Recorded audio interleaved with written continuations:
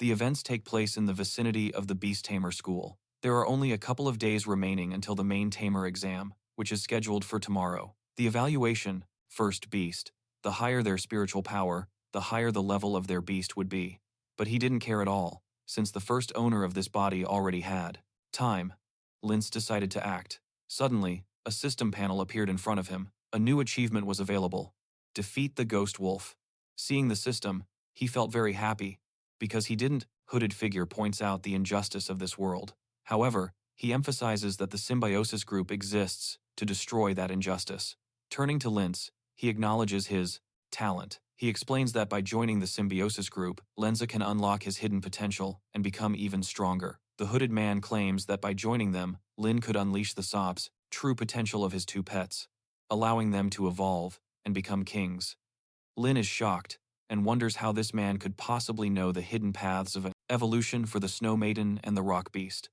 At first, he doubts the man's words, thinking that he might be exaggerating in an attempt to manipulate him. However, upon further reflection, he admits that the man's words do hold some truth. This world is, in fact, unjust and governed by the strong. Still, he refuses to be bound to any group or allow himself to be controlled. A classmate quickly interrupts, yelling at Lin not to let himself be influenced. He warns that such organizations only use clever words to deceive others, disguising their true intentions. His true, terrifying nature is hidden beneath a false appearance. The hooded man notices their hesitation and scoffs, remarking that they don't seem to believe what he's saying. With a dismissive gesture, he decides to provide proof rather than continue arguing. His dark beast surges forward with terrifying strength. The giant rock snake is immediately restrained, leaving everyone astonished. Faced with this display of power, the hooded man silently picks up an object, his expression remaining calm and inscrutable. A powerful red glow suddenly erupts, directly striking the sign, giant rock beast's core. The impact shatters it with explosive force, sending shockwaves rippling outwards. Lin watches with wide eyes as he realizes the terrifying power on display. I hoped it would work from within the stone. For such an accomplishment, he received truly valuable rewards. Lin decided to immediately use the achievement points and spirit crystal shown before him. The sudden surge of power leaves everyone dumbfounded, their expressions frozen in disbelief. The hooded man opens his arms wide, telling them to observe carefully.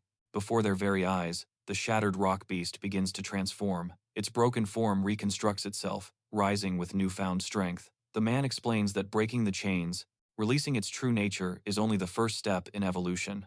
The beast now reemerges as a giant demonic rock snake, far stronger than before. Lin is stunned. Upon sensing that the giant rock snake's level has increased by a full 3 stages, he recognizes that the ability to demonize both pets and wild beasts can only belong to the Pomsaima, same mysterious figure responsible for the previous ambush. The hooded man orders the snake to attack, telling it to demonstrate its newly acquired strength. The snake, the monstrous creature, advances, its body radiating demonic energy as it attacks with overwhelming force. The ground erupts upon impact, sending shockwaves throughout the battlefield. A cloud of freezing fog spreads across the area. As the attack diminishes, the Snow Maiden unleashes her ability, creating a massive ice crystal barrier that towers over the battlefield. One of the companions shivers, joking nervously that they might freeze to death. This time, he regrets not having eaten a proper meal before leaving, attempting to disguise his fear with humor. Sweating nervously, he mutters again, struggling to conceal his worry as the frigid pressure intensifies around him. The rock snake. The demonic beast groans in agony, its body contorting as it screams in pain and suffering. One of the companions conveys its words. The beast is enduring excruciating pain. With those rewards, he once again increased his growth rate and advanced to rank 6. With his improved qualities and skills, he now had a much better chance of succeeding in the challenge. Lince is dumbfounded by the revelation. Enraged, Lince understands the truth about what these people call justice.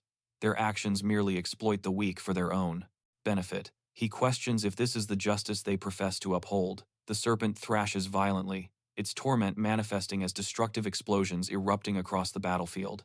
Lin swiftly issues his commands. The Snow Maiden is instructed to freeze the serpent with her blizzard, while the rock beast is ordered to seek out its weak point. The Snow Maiden's eyes gleam as she unleashes her icy power, summoning a wave of frost. The serpent slams into the frozen barrier, but Linza immediately notices the difference of strength. The Snow Maiden is only at the 4th level, 2nd stage, whereas the demonized serpent has already reached the 5th level, first stage. Even though ice is strong against earth, there isn't a complete elemental advantage in this situation, making the battle far from straightforward. Lin analyzes the situation, realizing that under normal circumstances, defeating an opponent a full level above would be nearly impossible without extraordinary means. The demonized rock snake growls, its power growing violently. But Lenza notices something. This beast is not a true 5th level creature. Its strength comes from a forced soul technique that amplifies its potential, which also must bring serious side effects. Meanwhile, the rock beast undergoes a sudden transformation. Its form lights up as it evolves into the powerful Oni General form, radiating overwhelming energy. The Oni General advances with explosive force, fiercely facing the demonized rock snake. The snake is thrown against an ice barrier. Its body. A few minutes later, he heard a noise. The doors of an unfamiliar cage suddenly opened, and a rank 1 flame lizard emerged from it. Lin thought the test would be colliding with a deafening impact. Lenza explains that although the transformation increases the rock beast's speed by 300%, it also drastically reduces its defense, leaving her as fragile as glass, and immediately summoning the Snow Maiden for assistance. The Snow Maiden responds without delay, unleashing her icy power to synchronize her attack with the beast of rock. Explosions erupt across the battlefield as sky and flames collide, violently shaking the ground. The Oni General and the Snow Maiden exchange glances, their powers resonating in perfect synchronization. Lin realizes what's happening. They're unleashing a combined technique, something far more potent than either of them could achieve individually.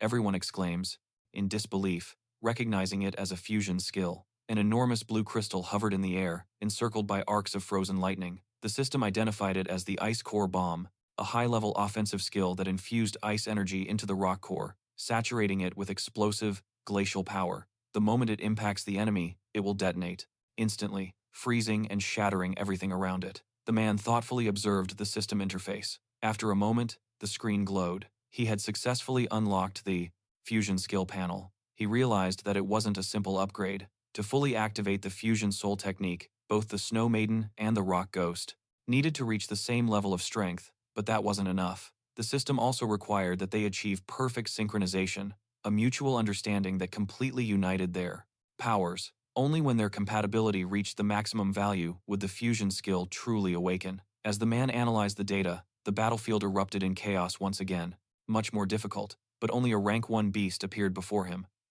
Without further ado, the flame lizard launched its fiery flames at him. However, Lin remained unfazed. In chaos, the Snow Maiden launched fragments of frozen light that collided with the rock ghost's crimson energy. Explosions of ice and flames filled the air. The two creatures fought tirelessly, pushing their power to the absolute limit. As the synchronization process commenced, the crimson-headed snake contorted its massive body, amassing dark energy around its jaws. Its aura throbbed with violent power, causing the ice field beneath it to tremble. The rock ghost leaped high, descending with an explosive burst of flames. His attack collided with the snake's energy, creating a powerful explosion that shattered the frozen ground. The creature roared, coiling around itself as waves of heat and ice spread around it. It lunged furiously, refusing to be dominated. Its entire body became a blur of motion, advancing like a bolt of lightning. The rock ghost barely managed to maintain its stance as the monster charged with unstoppable momentum. The snake's colossal body surged forward, its scales glistening under the force of the impact. An energy explosion ripped through the frozen ground, sending fragments flying in every direction, but the rock ghost didn't retreat. Instead, he advanced directly into the blast. His flaming aura burned the ice around him.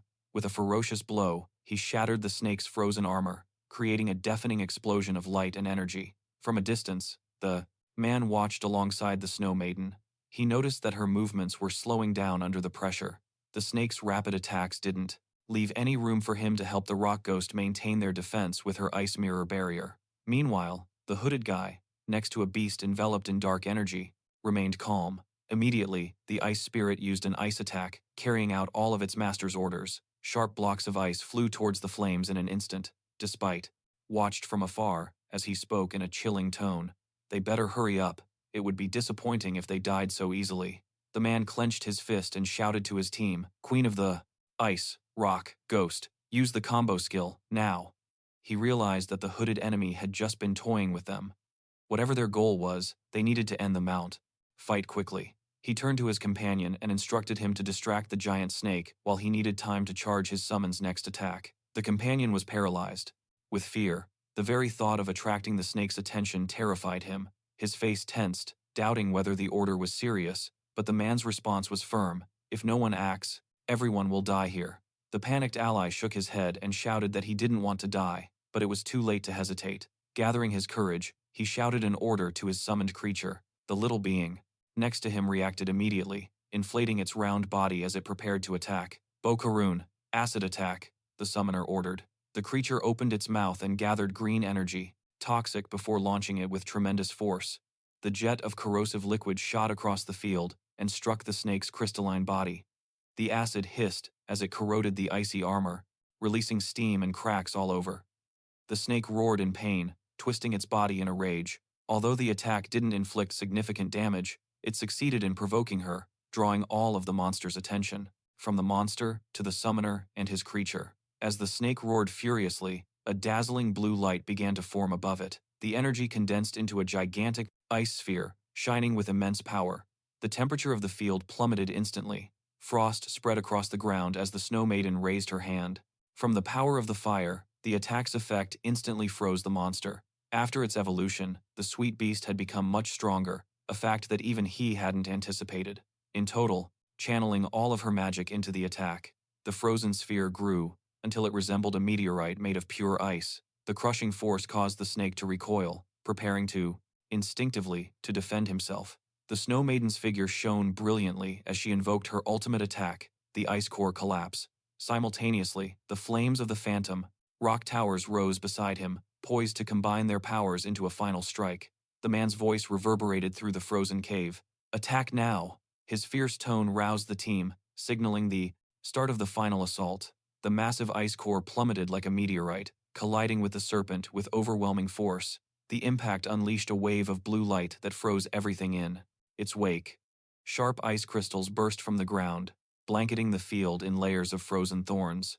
The serpent fragments vanished with the sound of ice shattering. As the explosion subsided, the man and his companion found themselves within a protective barrier formed by the gelatinous creature. They were both breathing heavily, observing the frozen field that shone like glass. The companion panted, his chest tight, still feeling the intense cold from the explosion. Then, his eyes widened as he heard something.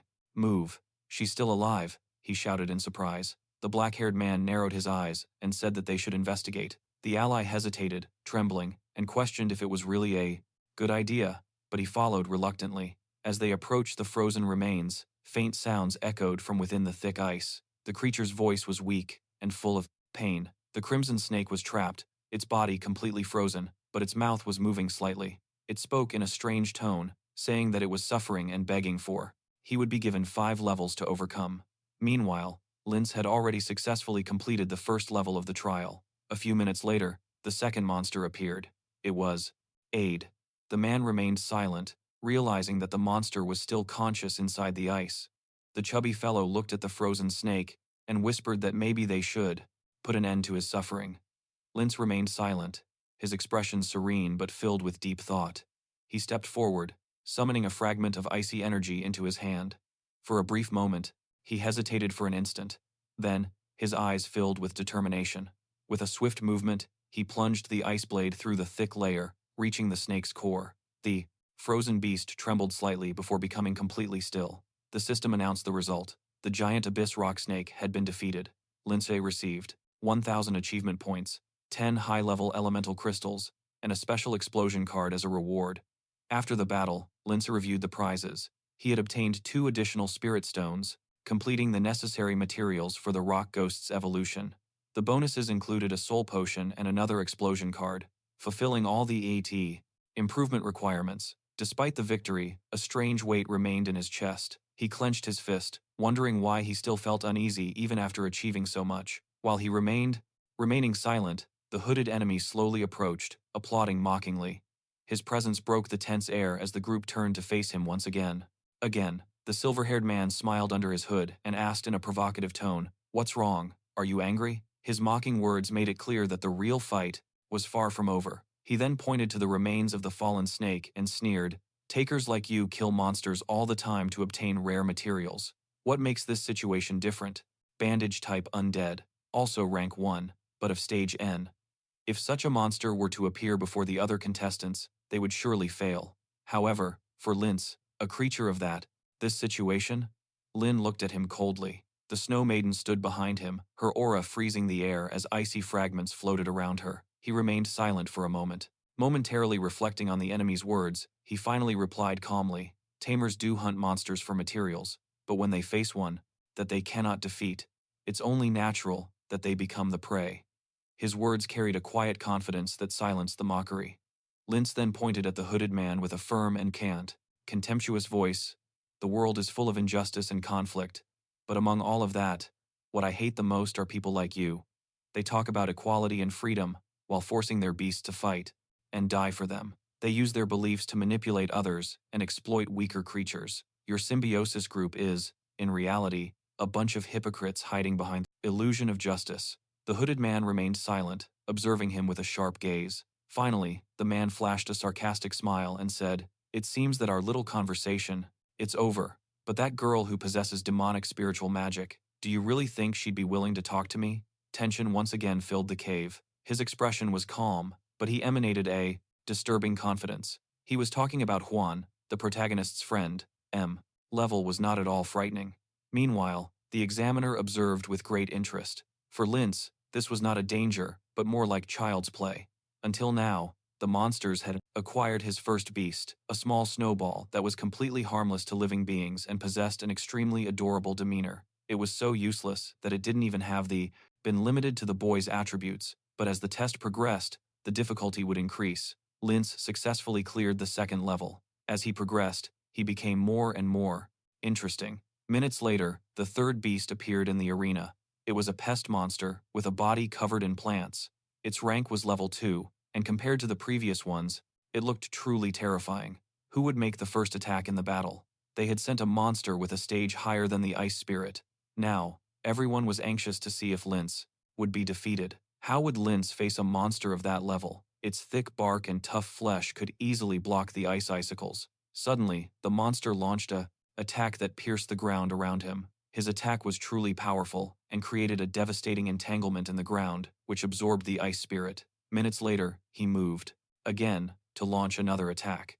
Although Lince was the strongest of the rookies, this monster would be his final test. The examiner, who was watching the scene with enthusiasm, thought that he would finally manage to break the boy, but suddenly, the ice spirit created an area of extreme cold, instantly freezing the monster's entire surroundings.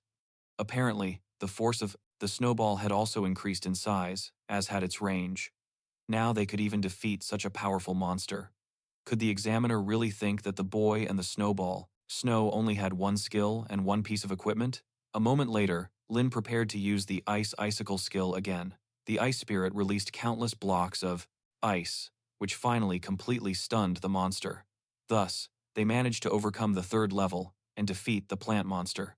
The test continued, and the boy had ability to evolve. The day would come when he would live a simple and mediocre life, while other travelers reaped the greatest rewards. It remained just as 2 levels left to complete. Meanwhile, another one of the participants suddenly woke up. He was depressed, just like the other students, because he had failed to pass the test they had lost. Your opportunity for a better future this year.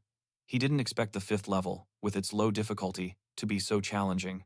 The boy next to him, however, had successfully cleared all 5 levels of the test. He was extremely happy, as he would now become a beast tamer apprentice. Apparently, this was proving to be a truly difficult test for some. After a few minutes, everyone watched the test unfold on the screen with great interest. Some couldn't believe that a rank 2 creature could appear in the test. Then, they saw Lince fighting monsters at the highest difficulty level. Meanwhile, he had already managed to break through the 4th level. He had finally made it this far. Only the 5th and final level remained. The students were completely shocked by Lince's strength. They knew all the top students in the school, but he definitely wasn't one of them. When had Lince managed to increase? His rank was that high? A few minutes later, Huan also successfully completed the exam. Before he even realized it, he decided to immediately find out about his brother. Shortly after, a fanged lion. 2 stage 5 beasts entered the arena. It was certainly a difficult beast to face. They were sure that a beginner would definitely not be able to handle a monster like that. Seeing the lion, Saber Fang, the boy became excited. Finally, a strong monster appeared in front of him. Now he would have to give it his all to defeat it. Despite the force of the attack of the ice spirit, the saber-toothed lion easily blocked it. Lince definitely didn't expect such speed. A few moments later, the lion launched a saber claw attack. Useless. There was a guy who held a grudge against him and made fun of Lince. If he failed to become a tamer, he would resign himself to being an office worker. His companions also didn't miss it was really powerful and managed to hit the ice spirit. This time, the examiner was eager to see more attacks from Lince's beast. Despite possessing strong attacks, he would definitely reach his limit. That was the examiner's final assessment. The battle's outcome hinged directly on the beast tamer's attributes, condition, the environment, and their strategy. The ice spirit was slightly weakened after 4 battles, and at this point, the lion's attack speed was significantly faster than the crystals. Seeing this, the boy realized that the battle would be difficult. If Lince continued at this rate, he would easily lose. The lion was incredibly strong, so for his next attack, he needed to find the right opportunity. After briefly considering his plan of action, he ordered the beast to prepare. A few seconds later, Lince understood that the moment had arrived. In a moment afterward, Lince's beast attacked the saber-toothed lion with its crystals. It appeared that the boy had defeated the monster once again. The observing disciples didn't understand what was happening. Passing by, suddenly, the saber-toothed lion began to rise up. Was the battle not over yet? Seeing that Lince was about to face the saber-toothed lion once more, the examiner was shocked. How had he managed to conceal his beast's true rank for such a long time? Lince's words kept echoing in his head. He had made that decision after considering it carefully. A moment later, the saber-toothed lion awoke and prepared to attack once again. The ice spirit had lost a great deal of energy in the previous ones, making it more difficult for him to fight now. Despite the fatigue, the boy's beast would continue fighting against the lion. They were determined to win the challenge. Opportunity to ridicule Lince. Apparently, that had bothered him. A few seconds later, the system panel activated. Lince was stunned. It had really just been reloading this hole. Shortly after, they launched another attack on the lion. Thanks to this, they managed to gain a small advantage, as the lion was immobilized for a brief moment. To his surprise, the lion, saber fangs were animals native to cold regions. Their resistance to the cold astonished the lynx. The boy was very confused because this creature would limit the use of his crystal abilities. Suddenly, the system panel displayed a notification about a new function, unlocking a skill for his beast. Lince didn't expect that he could now add more abilities to his beast. In general, beasts typically had 2 main abilities, but the more tactics added, the more combinations could be made. At this moment, he needed a powerful technique to control the enemy. After thinking about it for a moment, he decided to create his own combination. From now on, everything would depend entirely on the strength of the ice spirit. A few minutes afterwards, the ice spirit attacked the saber-toothed lion with its new technique. Using his achievement points, Lince decided to improve his spirit's level and increase its rate of growth. The spectators were completely bewildered by what was happening before their eyes. How had the boy managed to increase his beast's level without even completing the trial? What kind of materials had he used to achieve this? He seemed truly cunning. Without overthinking it, the boy cornered his enemy and began his attack. A few seconds later, the lion fixed its gaze on its prey, ready to pounce. Meanwhile, Lince commanded the crystal to use the Arctic Chains ability. In an instant, the Arctic Chains completely immobilized the saber-toothed lion. Then that Lince realized it was the perfect moment for the crystal's strongest attack. While the lion was trapped and restrained by the Arctic Chains, they decided to unleash the ability of time, which made a great impression on him. Was luck finally on his side this time? In the system panel, he could examine his data. Seeing his achievement scores made him extremely happy, but the Ice Icicle. Thanks to this combined attack, they managed to significantly weaken the saber-toothed lion. The examiner was completely taken aback, not expecting that Lince's beast could use 3 skills. Followed. This event completely changed her opinion of him. The lion's hide was quite tough, so they couldn't pierce it on their first attempt. Without hesitation, they decided to repeat their previous attack. Thanks to this, they finally defeated the saber-toothed lion. The final level had been successfully cleared. Lin had managed to complete the previous trial on the highest difficulty and obtain the rank of disciple. Wan was euphoric about her brother's victory. The other disciples couldn't believe what they were seeing. They were certain that the exam results had been rigged or purchased. Even the examiner didn't expect such a shocking turn of events. It was the first time in his life that a newcomer had become Doctor Firsted. a celebrity based on just one test. Thanks to the exam, Lin's physical condition and spirit had increased, and his spirit crystal ascended to the 3rd rank. It was undoubtedly a great reward for today's test. Having completed the challenge, a second beast contract was now available to him. After receiving his rewards, Lince realized he would need to make time to visit the pet store again. Once all the rewards were distributed to the trainees, Lince had to leave the test. Returning to reality, he felt many eyes upon him, which put him in an awkward situation. All his classmates immediately began praising him. He had truly passed the supreme test with flying colors, when previously, almost no one had managed to pass the first test. Only Hang had always truly believed in his brother and his abilities. The examiner quickly apologized for his previous comments. After, his pet's characteristics were equally important. Once it reached its peak growth, the snowball would evolve. He wondered why it couldn't evolve immediately. Watching the fight, he had genuinely changed his mind about Lince. He realized that Lince was indeed quite strong. Upon hearing the examiner's words, the students were shocked. I had never done anything like this in front of all the students before. Without thinking too much about it, he suggested that Lince join the Beast Tamers Association. This wouldn't affect his application to the Beast Tamer Academy at all. By joining, he would receive a decent salary, and upon completing his training, he would be granted the title of deacon within the association. Not all students had access to such an opportunity.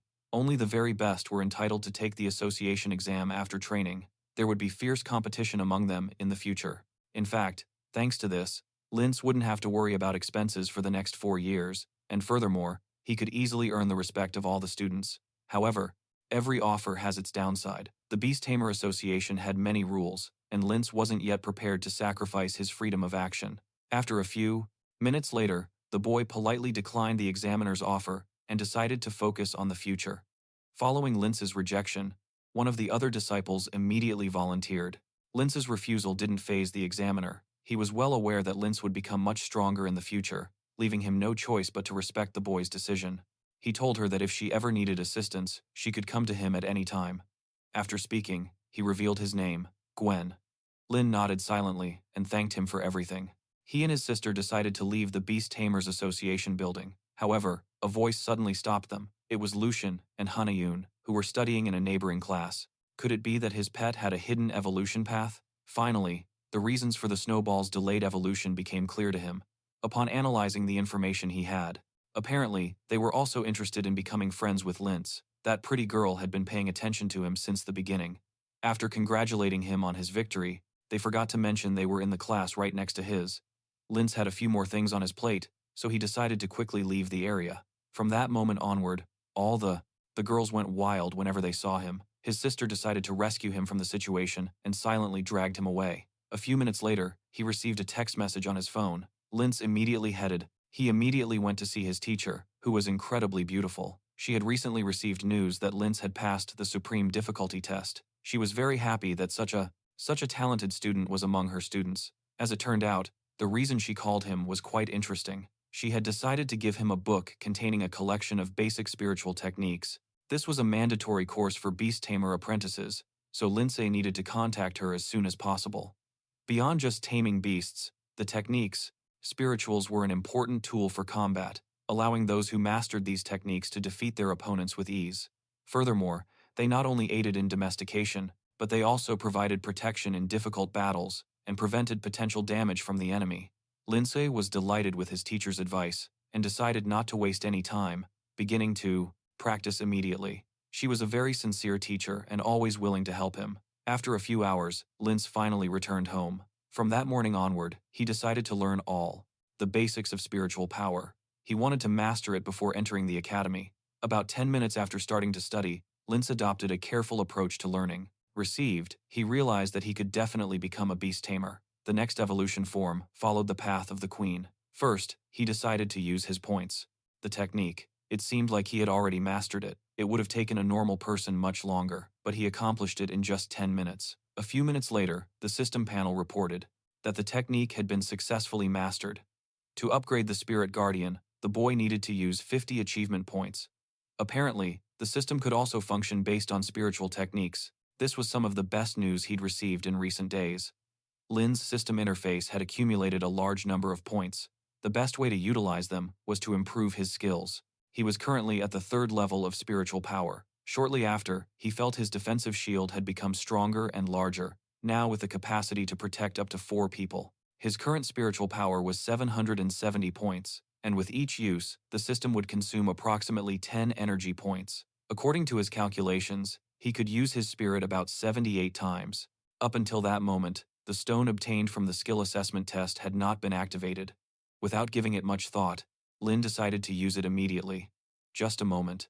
Afterwards, his spiritual power increased by a rank, reaching 880 points. This increase motivated him even further, and he couldn't wait to discover the other 2 effects of his power. As it turned out, now, he could launch spiritual arrows and also exert spiritual effects on his opponents. Meanwhile, the sun descended below the horizon, and darkness enveloped the city. Lin had spent the entire day studying, so much so that he didn't even realize it was already night. Suddenly, he shot a spiritual arrow. Its accuracy wasn't perfect yet, but the B technique was similar to archery. Each shot consumed 10 points of spiritual power. Then, he decided to test the spiritual influence ability. This attack consumed up to 30 power points of achievement to improve the little snowball. After making a contract with the beast, his reward consisted of a set amount. He would get more points in the next tests. With the naked eye, a huge sphere could be seen flying in the indicated direction. Looking at the huge hole in the wall, the boy was shocked and impressed. It was a truly powerful ability. Lin, he never expected such strength. He had successfully learned 3 spiritual power skills, and as a reward, he received a regeneration potion, which would help him quickly recover his spiritual power. He decided to save it for a more opportune moment. He then used his achievement points to upgrade his arrows and spirit strike to level 2. After that, he opted to reserve the rest of his points for an emergency. Now he needed to spend money to purchase his second beast. The next day, Linz headed to the main mission center. It was the first time he had dared to accept a mission to earn money. With his current strength, he would easily be able to complete some simple missions. In front of him, there were several mission options, each with a different payout and level of difficulty. Without thinking too much about it, he chose the one that offered the greatest reward. Since the boy was a student, he selected 3 allies to ensure his safety, and the rewards they obtained would be split among them. Seeing this, the boy was completely taken aback, as he was certain that he could have handled it himself, but it was already too late to cancel the mission. He received orders to arrive at the canyon by 2 p.m. Meanwhile, the other 3 were already at the location. A few minutes later, Linz arrived as well and greeted him. The first companion was Sandley, a low-ranking beast tamer. The second was Salmin San, and he couldn't understand how a mere disciple had managed to gain access to a mission of this caliber. The third ally turned out to be a rather pleasant girl named Hong Guiyun. She instructed him to ignore the others and just follow her. The evaluation of the Beastmaster's qualifications will then take place. All of the students have already acquired their first beast companion. Today, everyone will prepare thoroughly and get some rest. The teacher gave everyone his. Without hesitation, he used his achievement points and eagerly anticipated the changes in the little snowball. The beast's level and rank were both equal to 1. A moment later, the Rative smiled sweetly and agreed with her. Sao ordered everyone to prepare, warning them that the mission could be difficult. His words stung the girl, who didn't respond to him. He decided to take command, making it clear that everyone was to follow his orders without question upon arriving at the scene. However, Sao Min-san didn't mind receiving less pay. It turned out that they were considered failures, having been unable to enter the academy, and therefore had to earn a living by completing various missions. Linz suggested distributing the tasks equitably, implying the pay might be different. Without giving it much thought, they decided to embark on the mission. 10 minutes later, they arrived at their destination. That canyon truly looked like an abyss. Inside it, there were countless insects that looked quite intimidating. Their mission was to seal the canyon and exterminate all the insects within its country. Inside, Sao Minan summoned his horned rhinoceros in an instant. His beast was of the 2nd rank, 5th stage. Then, the second companion summoned his windcutter from 2nd rank, 6th stage. Huang Sun imitated them and summoned his huge, terrifying wasp, which was 2nd rank, 5th stage. Before acting, Linz wanted to evaluate the abilities of his allies. Only a few seconds later, the beetles began their attack. Sawan was eager to finish them off immediately, so after summoning his rhinoceros, he used the wild charge skill. This boy was so self-centered that he saw others as mere pawns. At that moment, the second ally also sprang into action. The windcutter attacked the insects with its skillful scythe blow. Since this beast was comfortable in that environment, it was easier for him to confront them. Wang Sun did not care about the reproaches of Snowball's growth increased by 100%.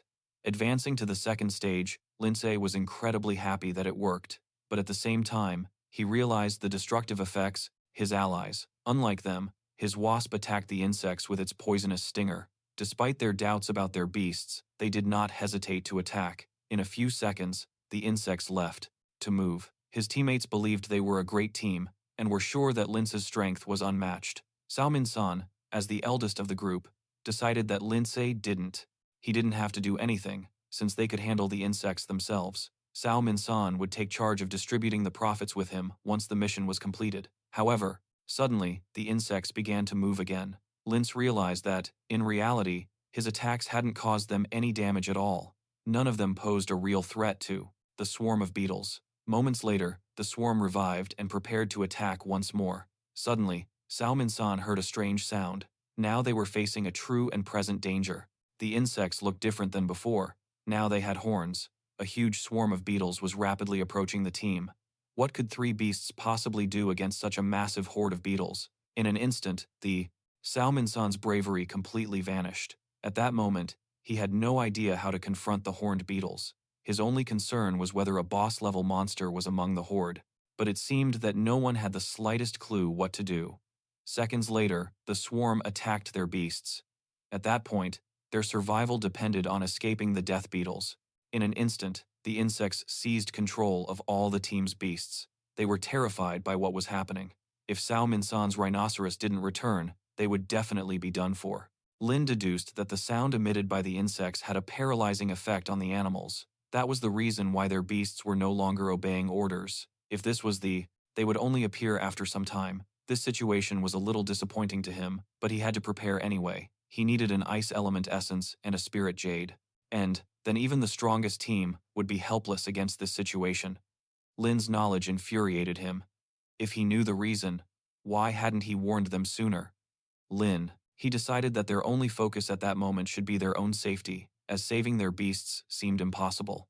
The swarm would reach them at any moment, leaving no time to think. Salmanon immediately ordered everyone to abandon the mission. He was the first to run, but the insects were already too close. He realized then that there was no time left to escape. Suddenly, Lince created a protective barrier. Realizing he had no other choice, he used a spiritual technique. Seeing this, Sangli was astonished. After all, only Imperial students from the Beast Tamer Academy could learn these techniques. How could a mere high school student do something like that? But Lince thought his reaction was ridiculous. After all, anyone could obtain them with enough effort.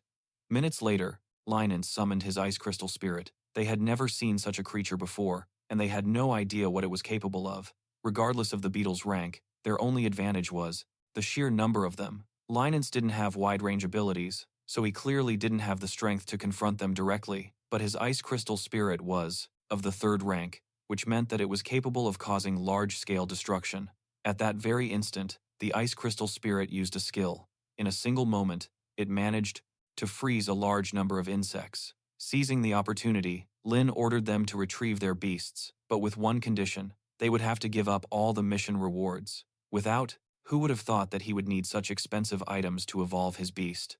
The first thing Lince decided to do was earn money and then go to the pet store. Much hesitation, they accepted his proposal. They only wanted to get their beasts back, and didn't care about anything else. However, Sandley wasn't entirely pleased with the decision, since the boy decided to complete. The mission was his and his alone. He had a feeling that it was Lince himself. Without giving it too much thought, Lince introduced himself. In fact, he was a student who had passed the test of the highest category. Wan Suan had suspected this for some time already. After all, a mere student couldn't possibly possess such strength. Therefore, he immediately asked Lince to save his beasts. But, despite Lince introducing himself, the boy still didn't believe him. However, he decided to forget about the matter, since the most important thing at that moment was his beast. This angered Cao Min-san, who couldn't contain himself and punched him. After the manifestation of spiritual power, Cao Nin no longer needed any proof to believe in Lince. It seemed that the frozen insects would soon rise again with renewed strength. Lince ordered them to pick up their pets and flee immediately. Otherwise, the swarm of insects would attack them again. Suddenly, Hanguoyun became worried about Lince because the insects couldn't be destroyed like that. Their attack would only stop them temporarily, but it seemed that Lince already had. He had a well-thought-out plan of action prepared for a while. To eliminate the swarm, he would first have to take care of its leader. Before heading towards the leader, Lince asked them to hurry up. A few minutes later, Lince and the ice spirit arrived at their destination. Despite the darkness that surrounded them, Lince's abilities allowed him to see perfectly. It seemed that his improved physical fitness had also sharpened his vision. After a few seconds, he could make out a bunch of insects all around him. To defend himself, Lince used his spiritual power again. He decided to completely ignore those fools. The most important thing at that moment was to get a good grade. Suddenly, he heard something out of the corner of his eye, and he didn't like it at all. Lince was not spiritual power. The insects attacked immediately, but Lince did not flinch. From now on, his mastery of spiritual power would help him in every battle. With each passing moment, the insects became more and more numerous.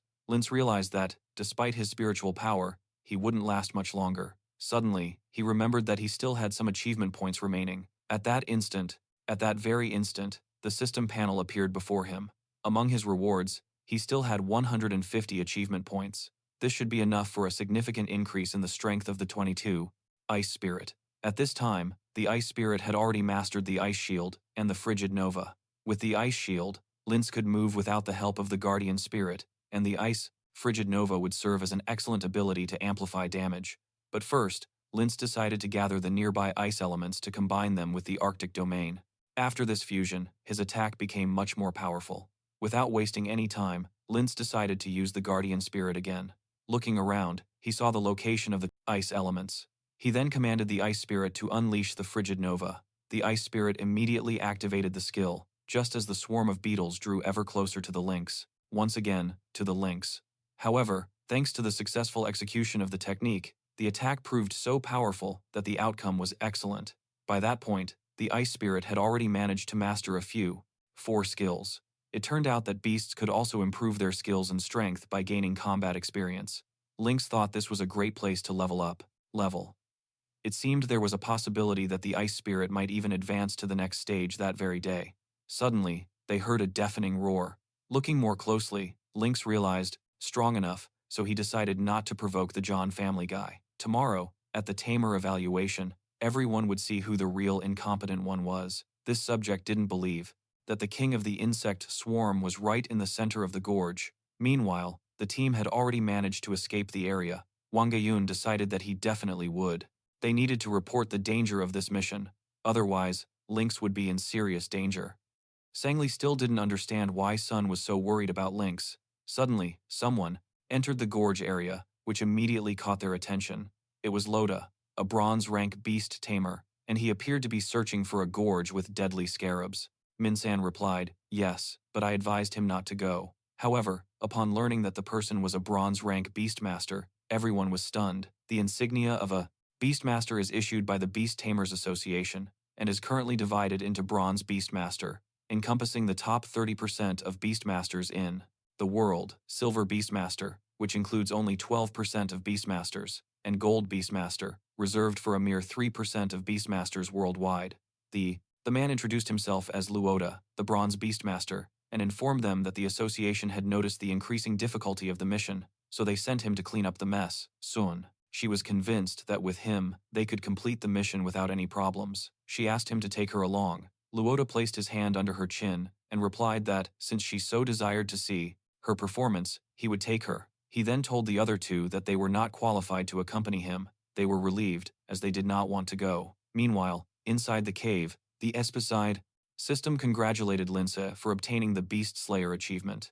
He received an explosive seed card that instantly buffs a current pet by 1 rank for 60, that he couldn't achieve anything with his beast. They didn't miss another opportunity to humiliate Lince. Suddenly, a girl intervened and stopped the harassment of Lince, ordering them to stop immediately. Seconds. Lince didn't know such an achievement existed. He compared it to the Human Killer achievement, but this time, there were many more rewards to collect. The Ice Crystal Spirit ascended to rank 3, stage 3, with its growth rate reaching 94%. This meant his beast was on the verge of evolving. A loud rumble drew his attention. He had been hoping for the king to appear, but he hadn't imagined it would be so enormous. According to the mission details, the Death Bell Beetle crisis had begun a week prior. This indicated that the creature must have evolved recently. It roared powerfully. The system warned him of the danger, identifying it as an armored crawler beetle. Rank 4, Stage 1. Despite knowing this, Lince refused to flee because he wouldn't earn a single coin if he escaped. He was determined to give it his all. Suddenly, a golem crashed down from the ceiling behind Lince, landing heavily on the ground, and Luota appeared behind him, carrying Soon in his arms. Soon sighed in relief upon seeing that Lince was all right. Lince asked him why he had come back. Luota, confused, wondered what he was doing. Over there. Then he told him to move away because the place was too dangerous for him. He explained that the Dole Tracker beetle was the legendary king of the Deathbell beetles, and that a rank 4 beast only appears once among tens of thousands of these insects, with the ability to control the swarm. He knew it was the cause of the problem, and was about to be us. Face it, he told the rest to watch how he handled it, but Lenza grabbed his clothes and told him that the boss belonged to him. Loda asked that brat if he knew who he was. The Dole Tracker roared loudly, trying to attack Loda, but his golem blocked it. Loda asked him who he thought he was to talk to her like that. The golem was a giant, rock type, rank 3 rock monster. Upon seeing Miss Wan, they decided to stop bothering the trash. Linz decided to postpone the discussion with them, as it wouldn't be long before they realized it for themselves. Null stage. The Dole Tracker counterattacked with one of its claws, but Lenza immobilized it with Arctic chains. Lenza introduced himself to Luota. He asked him if he was the one who had passed the level. Superior. He acknowledged his skill, but clarified that he had only completed the bronze level test. Len didn't seem to care much, which annoyed Loda. Soon yelled at them to stop arguing, since there was danger behind them. The Dole Tracker had broken free. Noda decided to demonstrate the difference between their abilities. He used a spiritual technique called strengthening. With this, the giant rock golem's current strength increased to rank 4, stage 2. Lindsay was surprised to discover that such a spiritual technique existed. The golem jumped and struck the beetle with its earthquake of 2 marking 40. Rock arm. After that, the beetle remained motionless. Noda smiled arrogantly, and commented that being able to comprehend a high-level spiritual technique was not something just anyone could do, and that was the difference between them. The Dole Tracker hissed angrily and attacked with a horn-piercing thrust, entering a frenzied state. Its combat power, the current power level was equivalent to a dangerous level, rank 4, stage 3. Loda commented that it would be very difficult to face. Little Snowball and Lin attacked together, and the impact, the spiritual attack left a dent in the beetle's back, causing it to focus its attention on them. Lynx prepared as he saw it coming and chained it, but the beetle freed itself with ease. Lin wore a devastated expression as he was in shock. The beetle charged at him, but the golem restrained it to stop it. Loda told Lene that this made them even, but the D-Tracker hit the golem hard, throwing it against the wall and knocking it down. The beetle's strength caused Suilin to panic. He knew they could die there. Loda. After that, Lin was ordered to head home, as he still had unfinished business to take care of. He didn't understand why beast materials were so expensive. A single trip suggested that they retreat, but Lene refused. He wanted to stay and kill it. Loda called him crazy and shouted that not even the strengthened golem could stand up to it. Lynx reminded him that he had previously said the difference between them was that he knew advanced strengthening techniques. Loda nodded and asked what he was planning. Lynx then strengthened his own body, and simultaneously, Little Snowball. Loda was surprised and couldn't believe that Lynx could also use spiritual strengthening techniques. Meanwhile, the Little Snowball emanated a powerful wind around him, and his eyes glowed pink. Loda was overwhelmed by his strength and asked who he was. The system notified Lynx that rank 4, stage 3, would only last 60 seconds. He thought that would be enough with his spiritual techniques. He anticipated the beetle's attack and then used Arctic chains. As the spirit level of the ice crystal increased, so did the strength of the skill. But Linson knew he couldn't maintain control for long, so he focused on maximizing power output. He used spiritual impact, leaving him with only 40 seconds. Their recent attack sent the tracker flying through the air. Noda, worried about Lindsay, yelled at him to stop, because if he continued sacrificing his life and spiritual power, he would die. Linz replied that he was fine and had only used half of his spiritual power. Noda shouted back that this was impossible. Suin called him a genius, which made him believe it was possible to defeat Tracker's beetle. The beetle hissed loudly, and Linz used Frost Nova on it. The impact of the attack was so powerful that Suellen lost his balance. Noda commented that it was an incredible display of force. The beetle was seriously injured. He added that it was no wonder he had never seen that pet before. Suellen then asked him to the store used up all of his savings. Then Juan called him to invite him to dinner at his house, an invitation that Lin accepted without much thought. Besides, Juan really wanted them to go together. What he meant by that statement? He replied that in ancient times, mythical beasts also participated in battles. Humans gathered the 5 most powerful elemental beasts of that time to finally put an end to the chaotic world. After that, the 5 elemental beasts disappeared, and Luota believed that Lynx's pet might be connected to them. At that moment, Lynx only had 30 seconds of strengthening time remaining. He knew it was time to finish off those bugs, so he condensed his energy, preparing for the final blow. The insect tried to flee, but Denon didn't let it escape. His attack left a large dent in its back, and the system notified him that he had killed it. Suan cheered, and Loda felt some discomfort for having stolen the spotlight from him. The little snowball staggered as the explosive seed card's effect wore off, but Lin caught it before it fell to the ground, and recognized its great effort. Later, he received a notification that he had advanced to rank 3, stage 5, with a growth rate of 100%, and that he required advanced evolution materials, ice crystals, in order to complete its evolution. As the little snowball fell asleep, Nensa decided to discuss its evolution after it had rested. The system also notified her of the achievement, and her reward, 500 achievement points, a resurrection potion, and 10 advanced ice crystal evolution materials. Lince was pleased that he was even given evolution materials. Noda placed a hand on his shoulder and called him aside because she wanted to discuss something with him. She asked him to allow her to take credit for killing the tracker beetle. Suin felt disappointed in Loda, since it was Lince who defeated it, but Luota offered him 10 won in exchange. Lince knew that the Beast Tamers Association had sent him to solve the problem regarding the instructions, and with that, he concluded his lesson. Most of the students were incredibly nervous about the upcoming exam. Despite their individual abilities, becoming an apprentice beast tamer, to the event tomorrow, there was so much hope in her eyes that he agreed.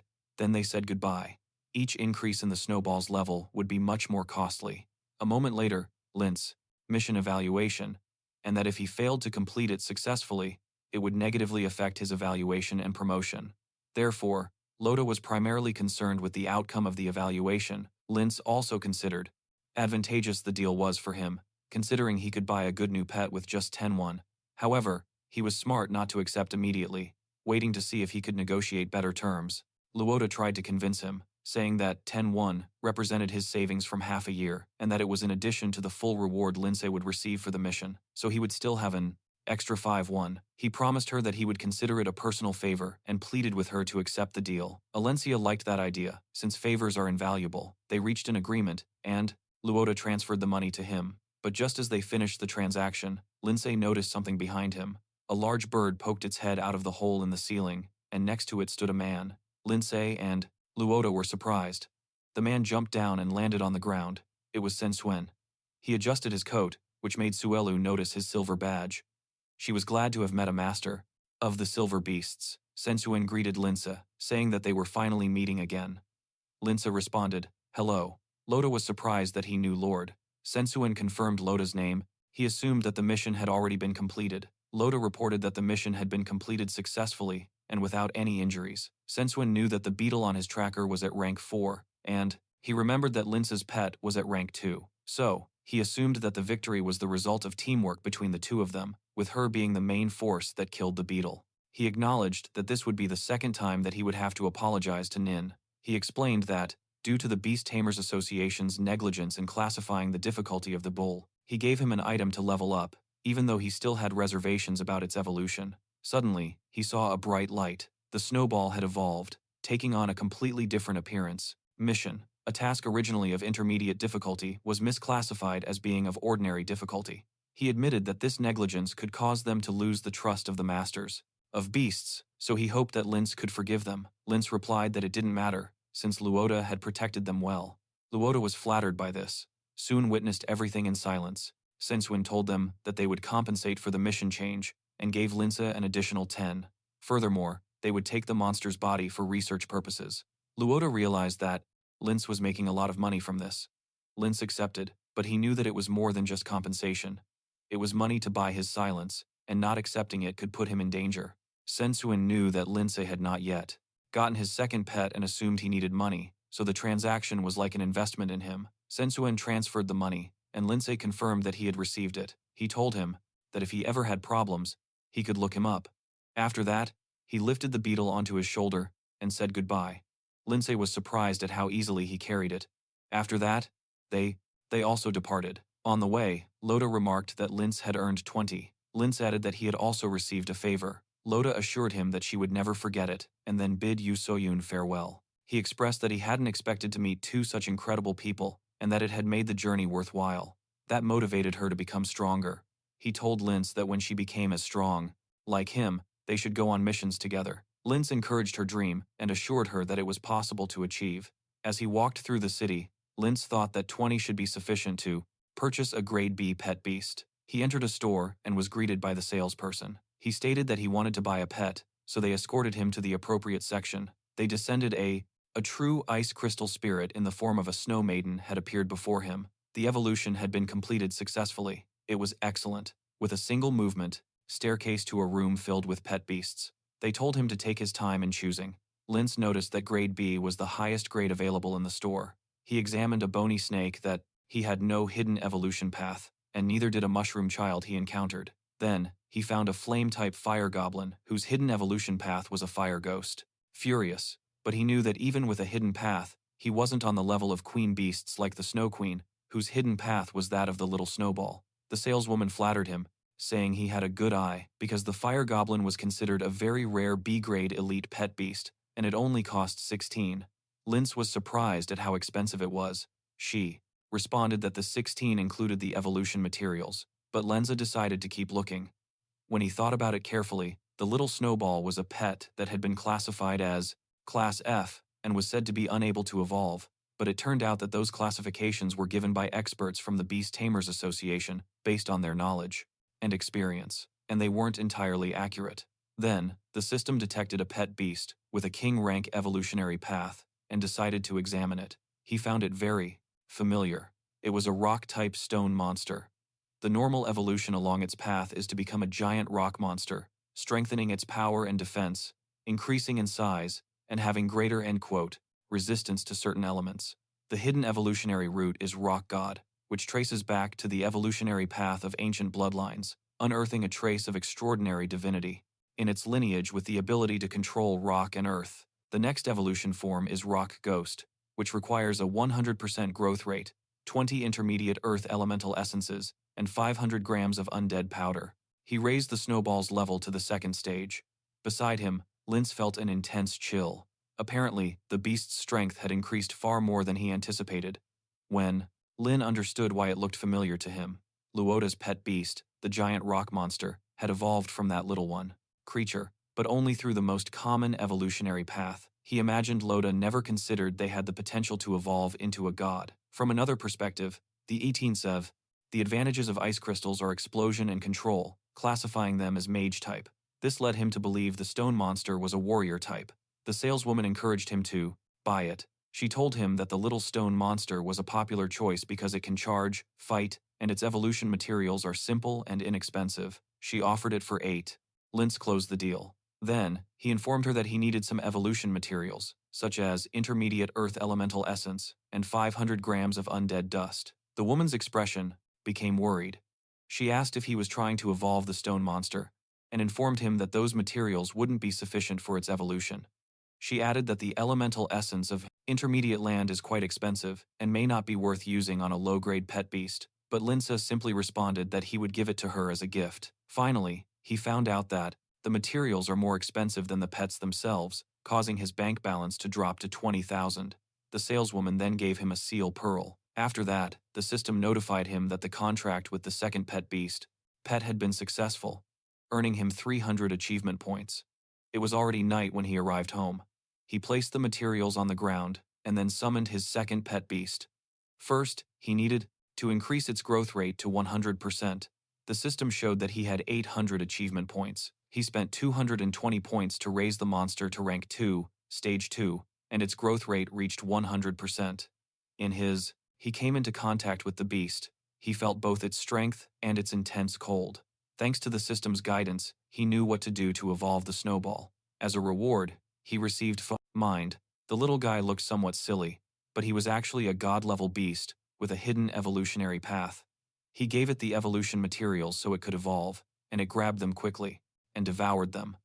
Lynx pointed to the undead dust that it hadn't eaten, but to her surprise, it refused.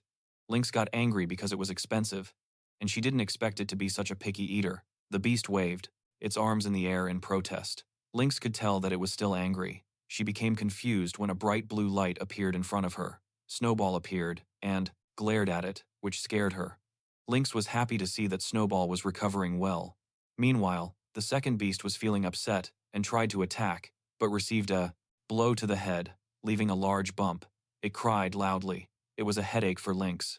In the end, the stone pet was forced to eat the undead dust under the supervision of Snowball. Snow. It must have tasted bad, since it made a disgusted expression. Finally, its eyes turned red. Its growth rate was already at 100%, and it began to emit a black light. It grew more, and now it was a bipedal monster. Its evolved form was called Rock Ghost, a combination of rock and ghost types. It was at rank 2, stage 9, with a growth rate of 0%. Its skills were Earth Spikes, Stone Projectile Throw, and Crushing Blow. Its next evolutionary form is Earth Spirit, which requires a growth rate of 100% and a high-grade Earth Elemental Essence. Lynx felt sorry for Loda, who didn't know that the stone monster could evolve that far. The rock monster roared loudly. Lyn was asked what it was doing. It made spikes appear from the ground. Snowball had to jump to dodge the attack. The rock pet was ready to fight. Snowball covered the area with a spirit crystal and a strength crystal. These crystals would play a fundamental role in his journey as a tamer. Without hesitation, Lynx immediately absorbed the crystals. Suddenly, smoke. The rock beast was caught off guard. Then, Snowball activated the ice shield. Lynx worried about his wall and warned him that a friendly fight was fine, but disobeying. He followed orders and attacked, intending to teach him the rules. The system informed Lynx that the current ice crystal soul had met the conditions to evolve and was ready to show him to the rock beast who was in charge. Snowball had consumed 10 advanced ice crystal evolution materials and began to transform. A blinding light appeared, and another 10 materials of evolution were consumed. The evolution was successful. She became a rank 4, stage 1, Snow Maiden, with a growth rate of 0%. As for skills, the Stalactite skill was upgraded to Ice Rain. A large number of ice blades condense over the designated area and fall like a waterfall, causing damage over a wide area. Then, the Ice Shield was upgraded to Ice Crystal Mirror. It retains the Ice Shield's defense and also adds the rebound ability. Arctic Domain was upgraded to Blizzard, increasing the damage and the duration of the Arctic Domain, creating a storm within it. Lynx couldn't believe that even those abilities had been enhanced. The rock pet inhaled deeply, but she was shocked when the ground transformed into ice and her feet were frozen solid. Lynx commanded the Snow Maiden to unleash an ice rain attack. Sharp icicles rained down on the beast of rock. It had no choice but to yield to the Snow Maiden. Lynx asserted that, upon signing the contract, he became its master, and it was obligated to obey him completely. He warned it that if it didn't change its difficult nature, he would not hesitate to eliminate it. He questioned whether it was convinced, and it nodded frantically in agreement. Lynx warned it to never repeat such behavior. While he felt a surge of physical strength as his physical fitness increased to rank 2, and his other attributes improved as well. From that moment on, he no longer felt cold, and a continuous current of strength emanated from his body. They were in the middle of this. The doorbell rang, and someone demanded that the door be opened. A tall, muscular man loomed over Lynx. He was enraged and demanded to know what had happened to his wall. Lynx apologized. He explained that he was training and would make up for the trouble. The man replied that it wasn't the first or second time this had happened and demanded compensation for the damages as well. Psychological damages, asking for 30 ons. Lynx's jaw dropped in disbelief. The man told him that he had to pay within 3 days. He grabbed him by the neck and threatened him, but stopped mid-sentence. Phrase, when the shadow of the rock beast fell over him. The creature raised its arm, menacingly. The man was terrified. Just as the punch was about to land, Lynx ordered it to stop. The man, sweating profusely, asked if that was his beast. He didn't know what kind of monster it was. The rock beast let out a loud hiss in response. Lynx apologized to the man if his pet's training had bothered him. The rock beast glared at him with menacing eyes while Lynx pondered the matter of compensation. Thoroughly terrified, the man quickly replied that they could forget all about the compensation. A pathetic excuse, saying a man of character doesn't concern himself with such trivial matters. After that, they went to sleep. The little Snowball curled up next to Lynx in the bed, while the rock beast sat on the floor. The next morning, Lynx woke up to the sound of his phone ringing. It was a call from Han, who even had a special ringtone, special for her. She informed him that today was the entrance exam for the Jianming Imperial Beast Academy. Hearing that, Lindsay turned pale and became speechless. Han called him an idiot and told him to meet her at the school gate. A few moments later, he finally arrived. She greeted him. The crowd looked at him with displeasure. They were disappointed. In case of danger, he could now defend himself. Seeing him hitting the wall relentlessly, Snowball decided to calm him down. Lince, not wanting to waste any time, used all of his achievement points. He was late for something so important. Lince's teacher greeted him with a punch. She knew he had overslept. He replied that he had been very tired lately. She whispered to him. He whispered in his ear to ask if he had practiced his spiritual techniques, and he nodded in response. Good, watched them from a distance. Then, the teacher gathered the students and told them that they were the elite of the elite from Pingai's #1 high school. She explained that the Jianian Imperial Beast Academy entrance exam would be even more challenging, and she hoped that everyone would give it their best effort. She also assured them that, regardless of the outcome, they were still good students and that she would be waiting for them. Everyone felt motivated to do their best, even Lindsay, who was hoping to obtain first place. The bus then departed from the school grounds. Han was sitting next to Lince, so he asked what he had been doing lately. Since he hadn't been responding to his messages, Lince had been so busy that he had forgotten to check them. Juan told him that his fierce magical bird had successfully evolved, and Lince seemed impressed. He knew he would have no problems on the exam. They arrived at Hyunning City. Han, who was sitting by the aisle, stood up and leaned towards the window to get a good look at the beautiful city. This caused his chest to be right in front of Lince's face, which made him blush. She noticed his expression, felt embarrassed, and immediately returned to her seat. And Xiao Yun saw this and couldn't help but laugh. They finally arrived at the Jianming Imperial Beast Academy. It was beautiful. One of the students commented that if he managed to get in, his life would have been worth it. They heard someone asking them to make way. Several men were walking through the center, and one of them was Li Pen. And June announced that 17 students from the high school had come to. The current growth rate was 24%. The beast had reached the second rank and the fourth stage. All the students at the school would be astonished by the results of the proficiency assessment. Register. Another group of students arrived. One of them was Tanyong, and he announced that 21 students from Kanixia, #3 middle school, had come to register. Standing next to him was a pink-haired girl with gum in her mouth named Gosin, cheered Wan on, as she was the leader of their class. She glanced at Lin, who gave her a thumbs up, and Gosin announced that 2 students from Pingai #1 secondary school had come to register. A student from another school called them country bumpkins, since Pingai was more remote than Kanya Inpin. With all the gathered students present, a man jumped down from a statue. His name was Ine. He was pleased with how energetic they were, so he greeted them and introduced himself as the professor in charge of registration. First, he congratulated them on successfully completing the test, but also warned them not to become overconfident. He informed them that the difficulty of entering the academy was not comparable to the Beastmaster test, and according to data from previous years, the elimination rate was 80%.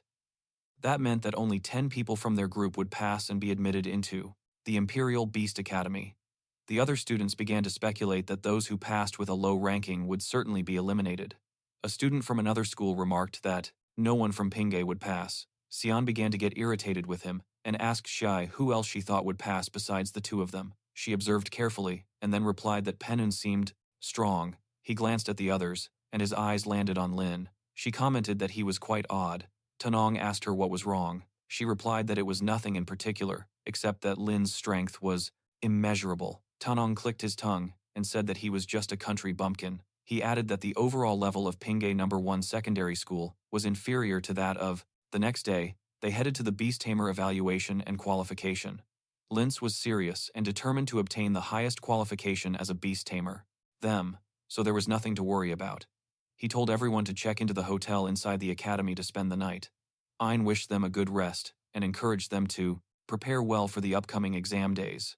He also informed them that the academy cafeteria was providing free food to everyone during the exam period, and that the food was delicious. He encouraged them to enjoy their free time. Juan invited Lince to eat, and they entered a large dining room. A man at another table noticed Juan, drawn to her beauty and figure. The friend with whom, when he spoke, he told him to shut up and warned him not to bring shame to his Impine high school, although he admitted that he also found her attractive.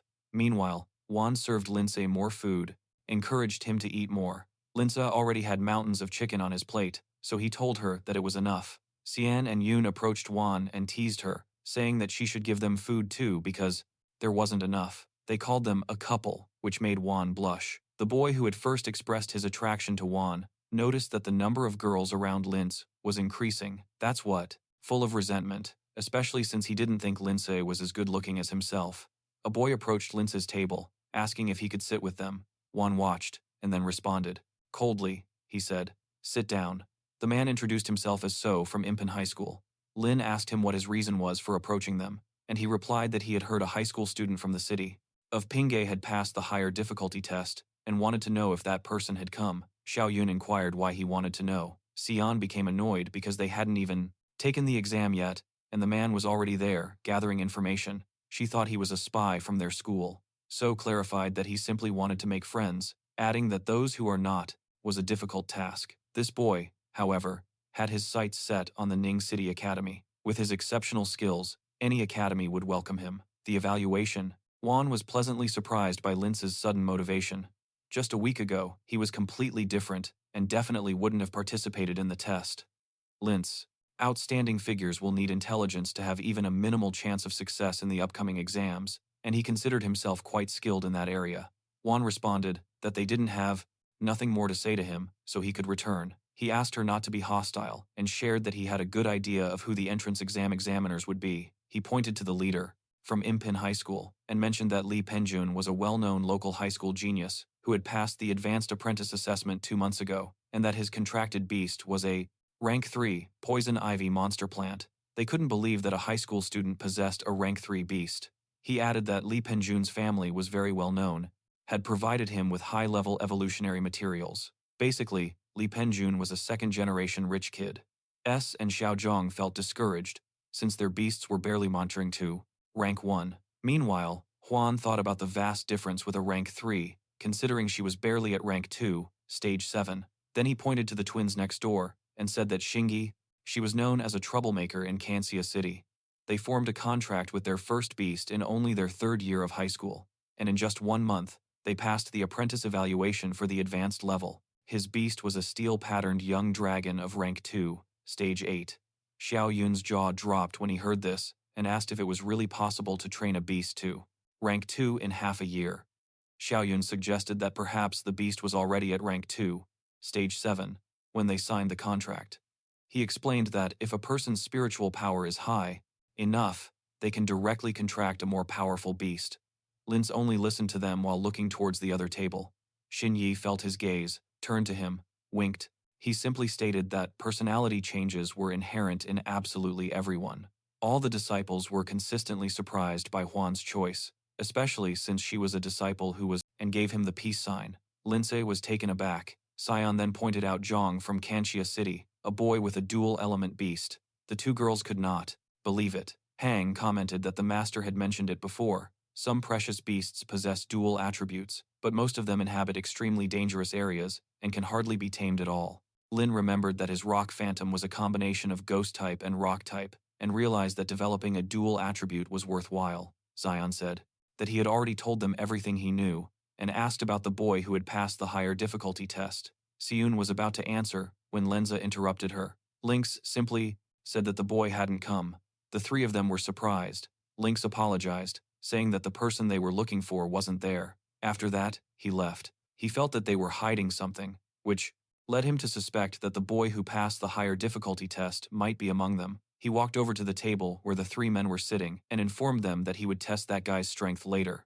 SN asked Lince why he hadn't revealed the truth, especially when he should be proud. Lince preferred to keep a low profile because he didn't want to become a target so quickly. He also considered that the information Sun had shared might not be entirely accurate. Juan was proud of how prudent she was being. They then left the dining room, and Juan invited the two girls to train that night, in order to not lose to the other high school students. He also invited Lince to her room so the four of them could stay together. Lince imagined a scene with them in sexy sleepwear. Juan was surprised when a man slapped her on the butt. It was the three men Sun had mentioned earlier. They also wanted to go to Juan's room and smiled in a quite talented. So why did she continue associating with someone like Lince? However, none of them had ever found a satisfactory explanation for her actions. There was a girl who, lascivious manner. Juan reacted instinctively by punching them, but one of the men grabbed her wrist and commented on how sexy she looked. The others laughed loudly and began to attract attention. Lince got angry and told them to let her go. Guan shook his head, knowing that if he fought back, he would be punished. The man commented that the Pingay girls were affirmant, pretty, while the men were soft. Lin stopped his fist right in front of the man's face, then stepped back to gain momentum before punching him hard. The man's friends worried about him. The other two prepared to fight. Lince warned them that they could say anything they wanted to him, but they shouldn't dare to intimidate his sister.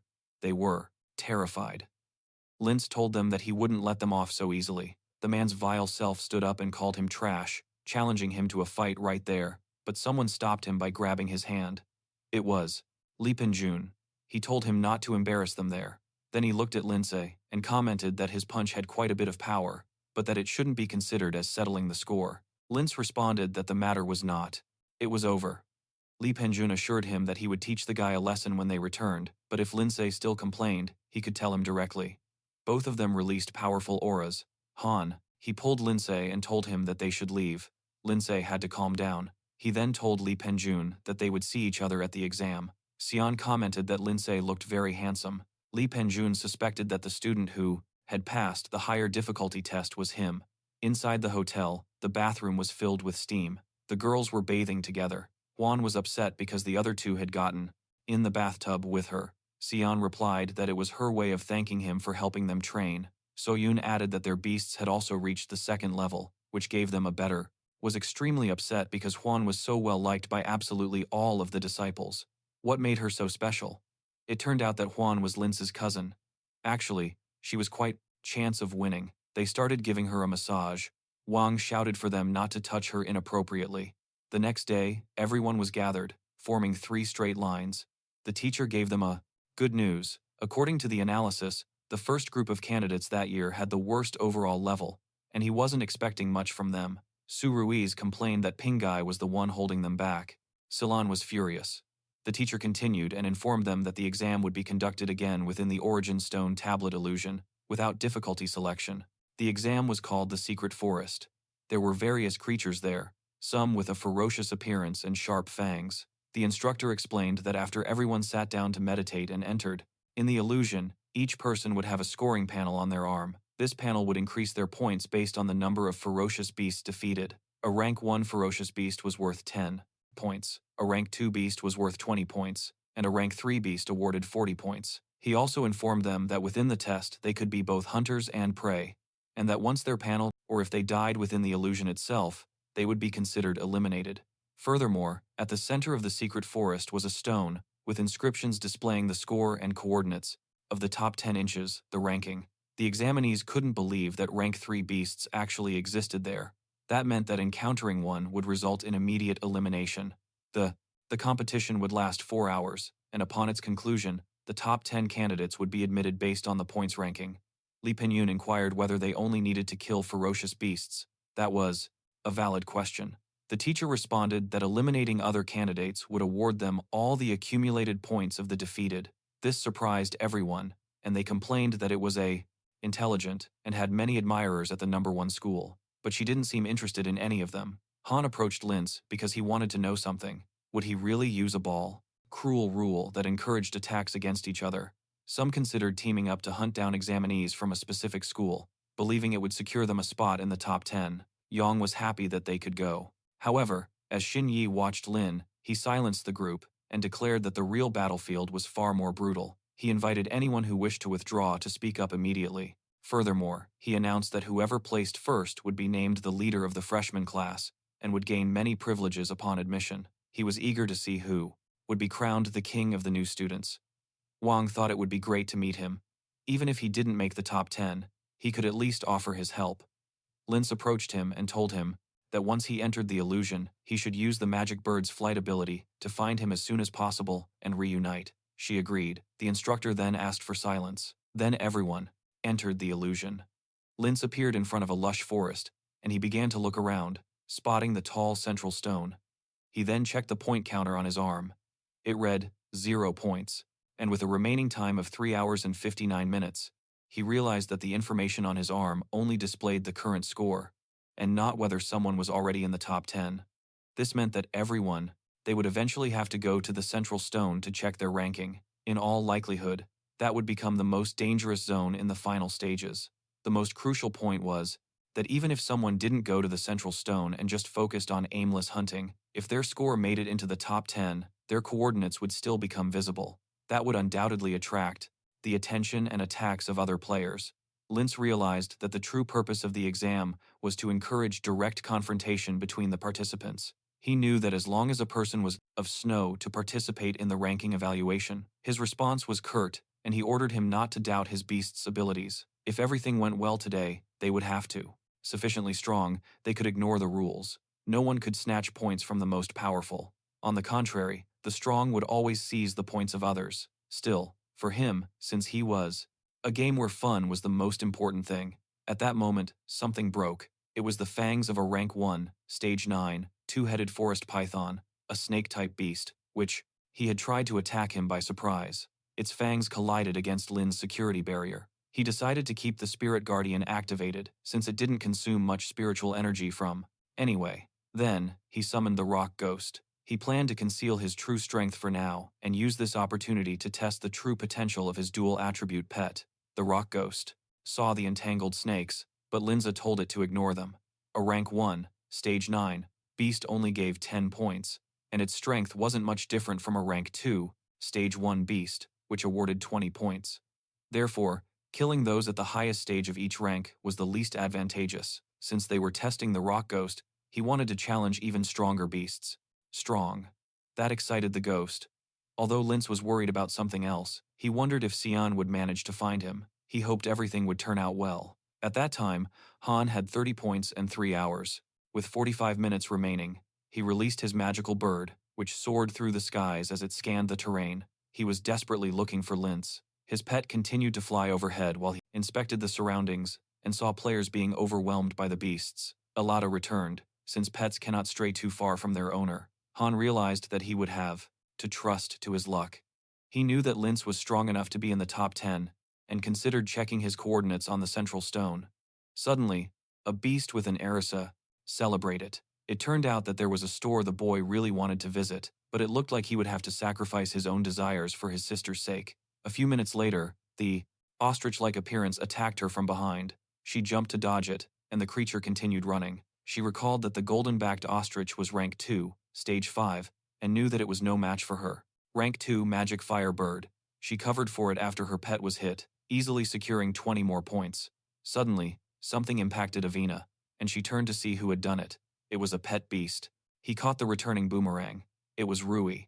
His pet was a rank 2, 4-star Odo, a humanoid barbarian type. He greeted Juan. She remembered him and complained that kill stealing was a shame. Rui replied that the rules didn't say you couldn't steal a kill, and in fact, he was also planning to steal kills from her.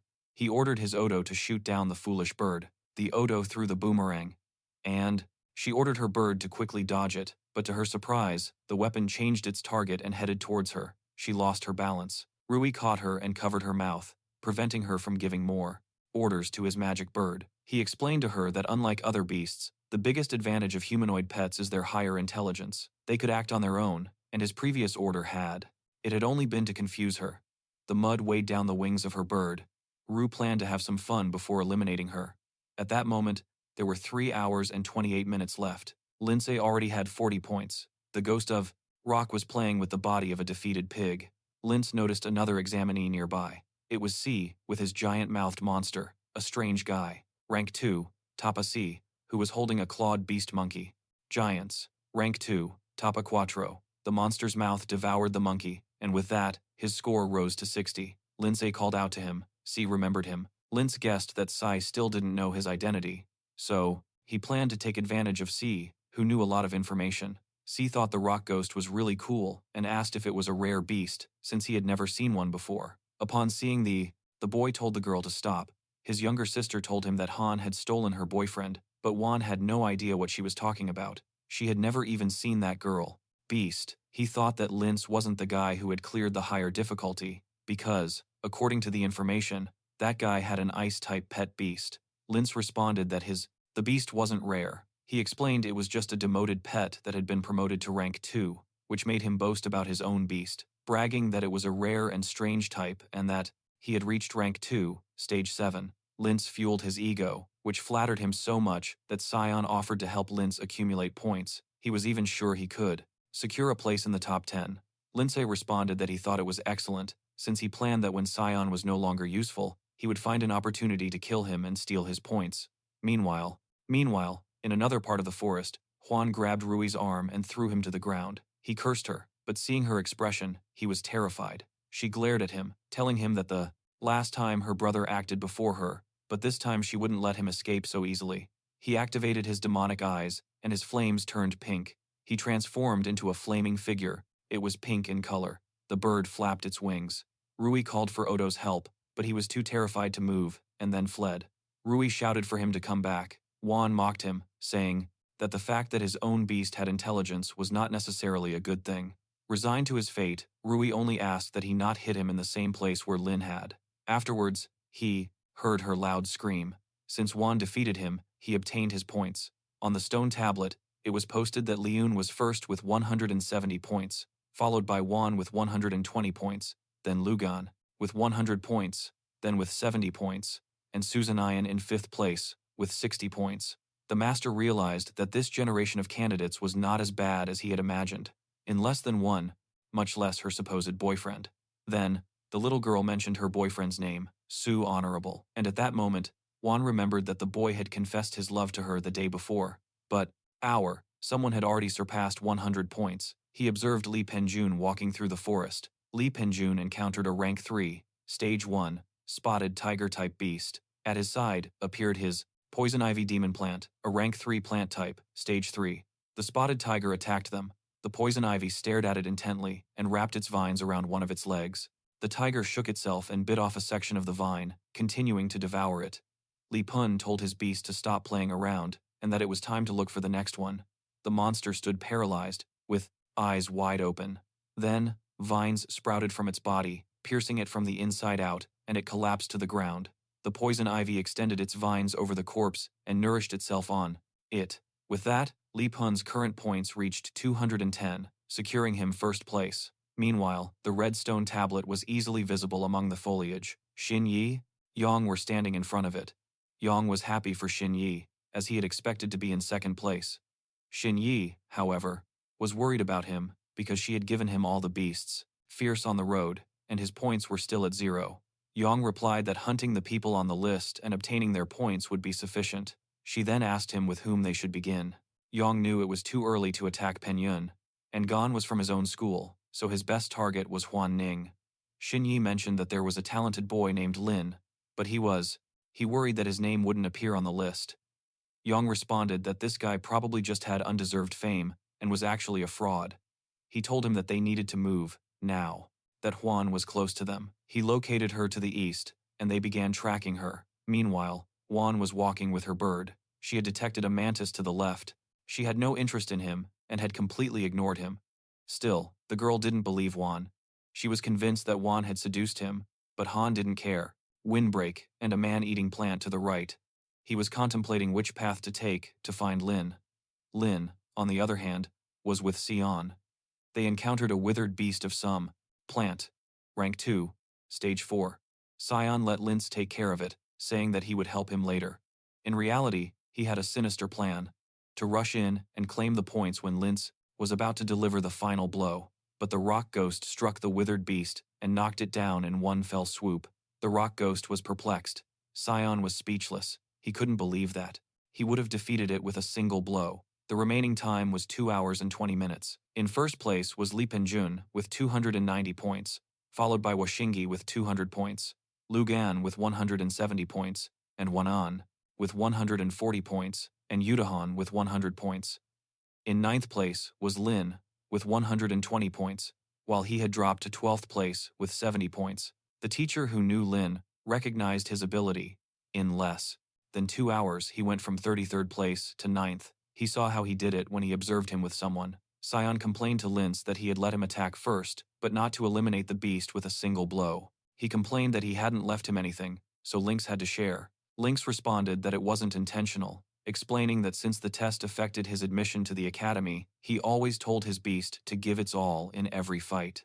He told his beast that if it wanted points, the next target would be theirs. Sion pouted, disliking how arrogant the brat was acting. He was convinced that he would be the one laughing in the end, because he planned to eliminate him and take his points. The system notified Lynx that a rare beast had been detected in the area. He figured that meant more points. Not far away, they spotted a golden tree trunk and approached it. Sion couldn't believe they had found an actual golden tree and hoped it, of the Beast Lord, was to take place very soon, but he couldn't care less about it. He was just an ordinary time traveler. About a week ago, during a bot, nor was she going to waste her time on it, so she turned around and hurried away. However, the girl's brother suddenly stopped her. He hadn't given her permission to leave. How dare she? Would count as extra points, but the tree trapped him while Lynx jumped back to evade the branches. The golden tree hung him upside down, then opened its eyes and mouth. Actually, it was a rank 3, stage 9, plant-type golden withered beast, and he hadn't expected it. He yelled at his pet beast to save him, but upon checking, it was also trapped. It took a moment for him to react, and he realized that the plant was draining all of his spiritual energy. He yelled at Linz to stop standing there and help him. Linz responded that they had agreed that the next beast would be his. Sion told him not to be like that, explaining that this beast was different and looked very strong, so he suggested they team up. He begged her. Lynx replied that he was confident he could handle it, so he might as well leave. Sion continued to beg him for help. Then, Len decided to help him, but asked what he would offer in return. Deep down, Sion was upset that she dared to blackmail him. He had already planned to make her pay once he was saved. Sion then replied that he had juicy information about the others, and if he helped, he would share it with him. Linsa asked him to speak. Seo had no choice but to reveal that these were Li Penyun's unique spiritual techniques, and Xin Yi begged him to help him. Again, Lince wondered if it was something similar to Rhoda's enhancement skill. He knew it was valuable information, so he summoned his rock beast and ordered it to use crushing blows on the abdomen of the enemy. The rock beast charged forward. It jumped when the tree branch tried to catch it, and then cut the branches. It almost reached the tree, but a golden branch wrapped around its torso and pushed it away. More branches emerged and surrounded the rock beast. Lince realized that his rank 2, stage 9 beast was still having trouble with the rank 3, stage 9 withered golden beast. Did he even try to deceive his sister? Turning towards him, Juan ordered him to release her immediately. This action only made the boy more tense. He suddenly raised his fist to hit her, but he couldn't. 3, stage 9, and it couldn't break free. He had no other option but to secretly summon the Snow Maiden and finish it quickly, but he noticed something. His rock beast was trembling. He called to it, and he provoked her by asking if that was all she had, and ordered her to break free immediately. The rock beast was enraged, so its next move took the tree by surprise. At that moment, the rock beast became enveloped in a ball of vines, with smoke rising from its head. Sion cried out that they were doomed, as it looked like she was about to be completely drained. With only 1 hour and 54 minutes remaining, 27 participants had already been eliminated. Sensoen was curious about the kind of power possessed by a genius who had overcome a nearly impossible trial. The rock beast transformed into smoke, and that smoke began to circulate. Lince was astonished. The rock beast had unlocked a new ability, a demonic spectral form that would last for 30 seconds.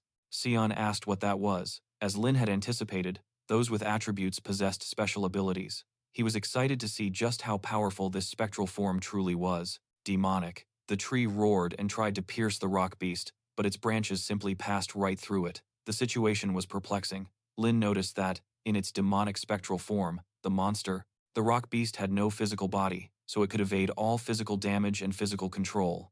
He was impressed. He saw on the screen that its skills were stone projectiles, crushing blow, unavailable, and ground spikes. He ordered it to use stone projectiles and aim for the eyes and abdomen. He activated his psychic power and bombarded the tree with rocks. The tree fell and also ended on the ground along with his beast. Lin noticed the difference in rank. The damage inflicted was not enough to defeat the withered golden beast. The giant-mouthed beast grabbed Sion and began to leave her unpunished. Just then, Lince appeared in front of him and stopped his punch. Han was completely surprised by this turn of events. Her sister, run! Sion yelled at Lin to start running immediately. He was worried because if the brat fell, the points would be lost. Lin looked at him. The tree became enraged and launched several branches towards Lynx. Our protagonist summoned the Snow Maiden, who appeared before him and shielded him from the incoming branches. Lynx received her orders and unleashed a blizzard. Meanwhile, therefore, the rock beast's 30-second duration had expired. Lin commanded it to use crushing blow, striking the tree in the abdomen while it was frozen. The Snow Maiden continued to provide support. Lin instructed the rock beast to activate spectral form. As the Snow Maiden cast cascade of threads, ice crystals rained down upon the tree, the lower portion of which remained frozen. Lin raised his fist and struck the tree with a spiritual energy strike. With that, the tree was defeated. The system confirmed his victory, which led to the rock demon advancing to rank 3 and learning a new skill called Ghost Duplication, which means that in spectral form, it can instantly split into 2. The clone has the same attack and power, copying all the original's moves and abilities. It would last 10 seconds and cost 100 achievement points. Linz commented that it was a very useful skill, although, even if it cost a lot, it was still worth it. After splitting, the spectral form doubled its combat power, and even leveled up during the battle. It was no surprise that he was following the path of King rank. Lindsay was satisfied. At the same time, the master was observing him. With 1 hour and 20 minutes remaining, Linz's points had reached 180. The master was impressed with what he had done, and upon seeing the ice-type summoned beast, he was able to deduce that it had divine potential. He wondered how the brat had managed to achieve that. Lindsay had learned that a rank 3 beast ordered her brother not to stop and to destroy her, since everyone knew that their cousin was useless. This shouldn't be difficult for him. The boy never expected that Linz would dare to defend his 60 points. With what he had accomplished, he couldn't simply maintain a low profile. Suddenly, someone asked him what had happened there. It was Zion, and he inquired if the withered golden beast had disappeared. With a nervous and surprised expression, she asked if Lin had defeated her. Then, she pointed to the Snow Maiden and inquired about her origins. She even asked what school she attended. Lin had forgotten to see her off. Upon seeing them, he knew he could no longer keep up the pretense. He came up with an idea, acting as if he knew nothing, and replied that he had no idea. He told him that it was she who had defeated the withered golden beast. Sion realized that she was also a beast, and that beasts fought among themselves. Furthermore, he thought that she was a summoned beast, was summoned, and that her master might be nearby. But then he noticed that she was an ice type. This led him to believe that her master was the legendary Lin. He realized that if this legendary person defeated a golden beast, their power was far above them. He worried that he might be the next to be eliminated. Lin was speechless. He ordered the maid, Snow, that feigned an attack on them, which confused the pet beast. Then, Sion turned pale as he saw her aiming several ice crystals at them. Sion cried and panicked. Sion thought that if both of them were eliminated, it would be a great loss. He would rather eliminate the boy next to him and then escape. His monster beast devoured something. Lin wondered why it had swallowed him. Sion replied that it was to protect him. He signaled his beast, through the system, to return first. Sion stopped running when he was far enough away. He was happy to have escaped and to have gained points as well. Lin wondered if he was okay now. Sion was surprised that Lin was fine. Inside the stomach, Lin was sitting. Sister, didn't he think about the consequences of such a decision? Suddenly, the boy wanted to act like a hero, which seemed ridiculous, but such words had no effect. Lazily, with a barrier around him, he asked what could happen to him and hoped they would release him soon. Sion panicked and said that the monster was still chasing them. He could tell something was wrong. Well, the boy should have been digested by now. He was baffled as to why he was still all right. His beast's stomach growled, and it vomited. Sion asked him how he had gotten out. He simply replied that it might have been due to his pet beast's indigestion. Linz told him that if the monster was still chasing them, they could team up to defeat it.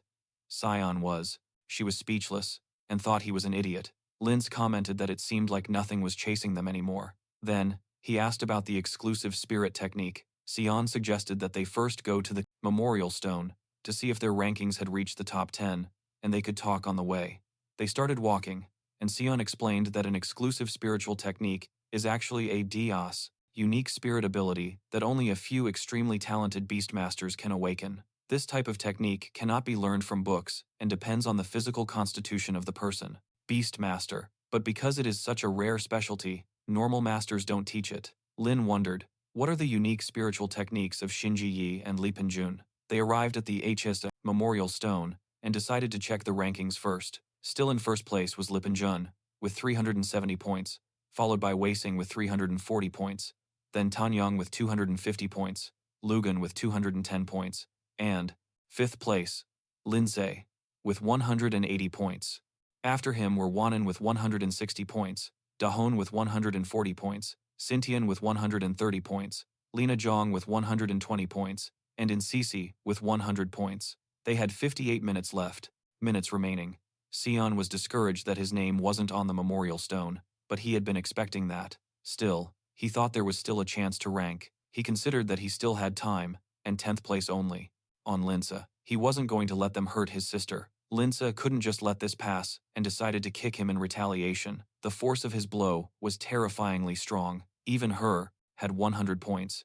If he added up the points he could get from those stupid guys, he knew he could break into the top 10 without any problems. He called out to him, and his eyes widened when he saw the Insa's arm, which had 180 points. He couldn't believe it, and when he checked the memorial stone, only Lynx had that amount. Trembling with excitement, he asked for her name. Our boy then revealed his real name. Sion couldn't believe it, especially when Lin wanted to leave with him. Then he remembered that those who pass super difficult levels are allowed to have 2 beasts. He realized that the boy had been hiding his power the entire time. He learned that the ice beast was also his and that it had wanted to defeat him. Lynx reminded him that if it weren't for him, he would have been killed by that withered golden beast, so he asked him to tell him the information he had. Sion refused and ordered his big mouth beast to crush Lynx, but the rock beast appeared and struck the big mouth beast. The snow maiden also appeared and froze his beast. Sion fell on his butt. Lynx said that even though Sion's points weren't worth much, they were still equivalent to a rare rank 3 beast, so he would take her anyway. Sion decided to speak up and beg her to let him go, but Lin had changed her mind. He didn't care too much about the information, since all spiritual techniques are the same. Sion wondered how they could be alike, but the answer was simple. None of them were. They were a match for Lin. He ordered the snow maiden to use an ice bath. Sion cursed loudly. Unexpectedly, some yellow vines appeared and pierced him. This attack came from none other than Li Penjun. He called out to Lin Se and told him that he had been waiting for him for a long time. Sion called him boss and warned him to take care of the elemental ice beast. The brother couldn't withstand it and collapsed to the ground. The sister was completely shocked by how everything played out. It seems that, due to the increase in her attributes, her condition, ice, Lindsay did not expect to encounter him there, but saw it as an opportunity to settle some old scores. Li Penjun told Sion that he could go back and rest. He was glad to, that his points were taken by his boss, but he didn't feel it as a total loss, and the boss simply disappeared. Li Penjun's points increased to 430, and he encouraged Linz to show his true power, and they would see who deserved to be in first place among the beginners. Linz responded that he was not interested in the title of Best Beginner, and that Li Penjun could take it if he wanted. Li Penjun interpreted that as an admission of defeat and provoked him, saying that he didn't expect him to be such a total coward. He expressed that after eliminating him, he would eliminate everyone in the first ranges. He also mentioned that he would erase Xin Yi, Yang, Kan, Wan, everyone. He went crazy, admitting that the satisfaction of crushing them was addictive. The mention of Huan made Lin remember his sister. He noticed that Zhang, Xin Yi, and Shi were all in the same area, which meant that Huan was in danger. He immediately ran towards the east, but Leon ordered his beast that blocked his path. His vines spread out, trapping the rock ghost and Li Penjun within Lin's barrier. Li Penjun remarked that he was so easy to catch, leading him to think that Lin was nothing more than a clown with a big name. He ordered his beast to drain Lin's powers. Lin cursed him and said that she didn't want to play with him, and had the Snow Maiden sneak behind and attack. This surprised Li Penjun, who was turned into an ice statue. His poison ivy beast was also taken by surprise, and the Snow Maiden turned it into an ice statue. Then, the rock ghost crushed them. Lin stated that she had already told him that she didn't have time to play with him. The ice on the crushed vines began to melt. A guy came up and commented, physique and strength had really improved. Wan was his sister, and if that guy needed anything from her, he should come to him first. From now on, Linz would never let anyone, that he had acquired so much vitality that, even after all that, he was still not dead. This person was Lugan, who commented that Lin had forgotten to finish off Li Penjun, so he took advantage of the opportunity. Golden opportunity, and he aimed for the points. He summoned his beast, an iron-armored dragon type of rank 2, stage 9, and ordered it to attack Li Penjun directly. Gan hoped that Penjun's beast wouldn't revive, but he knew that Li Penjun had that ability. Penjun's statue was destroyed, and he thought he had secured first place, but upon checking his arm, his points had not changed. He found it strange. While his beast was distracted by the moving vines, it turned around and was immediately attacked by the vines. He was confused. Li Penjun declared that there was no problem in telling something to someone already eliminated. He revealed that his exclusive spiritual technique was mimetic synchronization. Gan ordered his iron-armored dragon to attack, but upon receiving no response, he checked and saw that his beast was trapped in the ground and eventually turned into smoke. Returning to our protagonist, Lince sped up, thinking about Xin Yi Yang. Putting his hands on his sister would be a death wish, as Lince would definitely kill them. Meanwhile, Wan was trapped inside a bubble, while a young, rank 2 stage 8 dragon with steel scales, a dragon type, was riding on her beast. He was unable to break free from the bubble. The necromancer, a rank 3, stage 2 spirit ghost and water type, had created that prison, and escape was only possible from the inside. Yang told Shinji that he would leave her be. If she took Han's points, she would become the leader of a new class.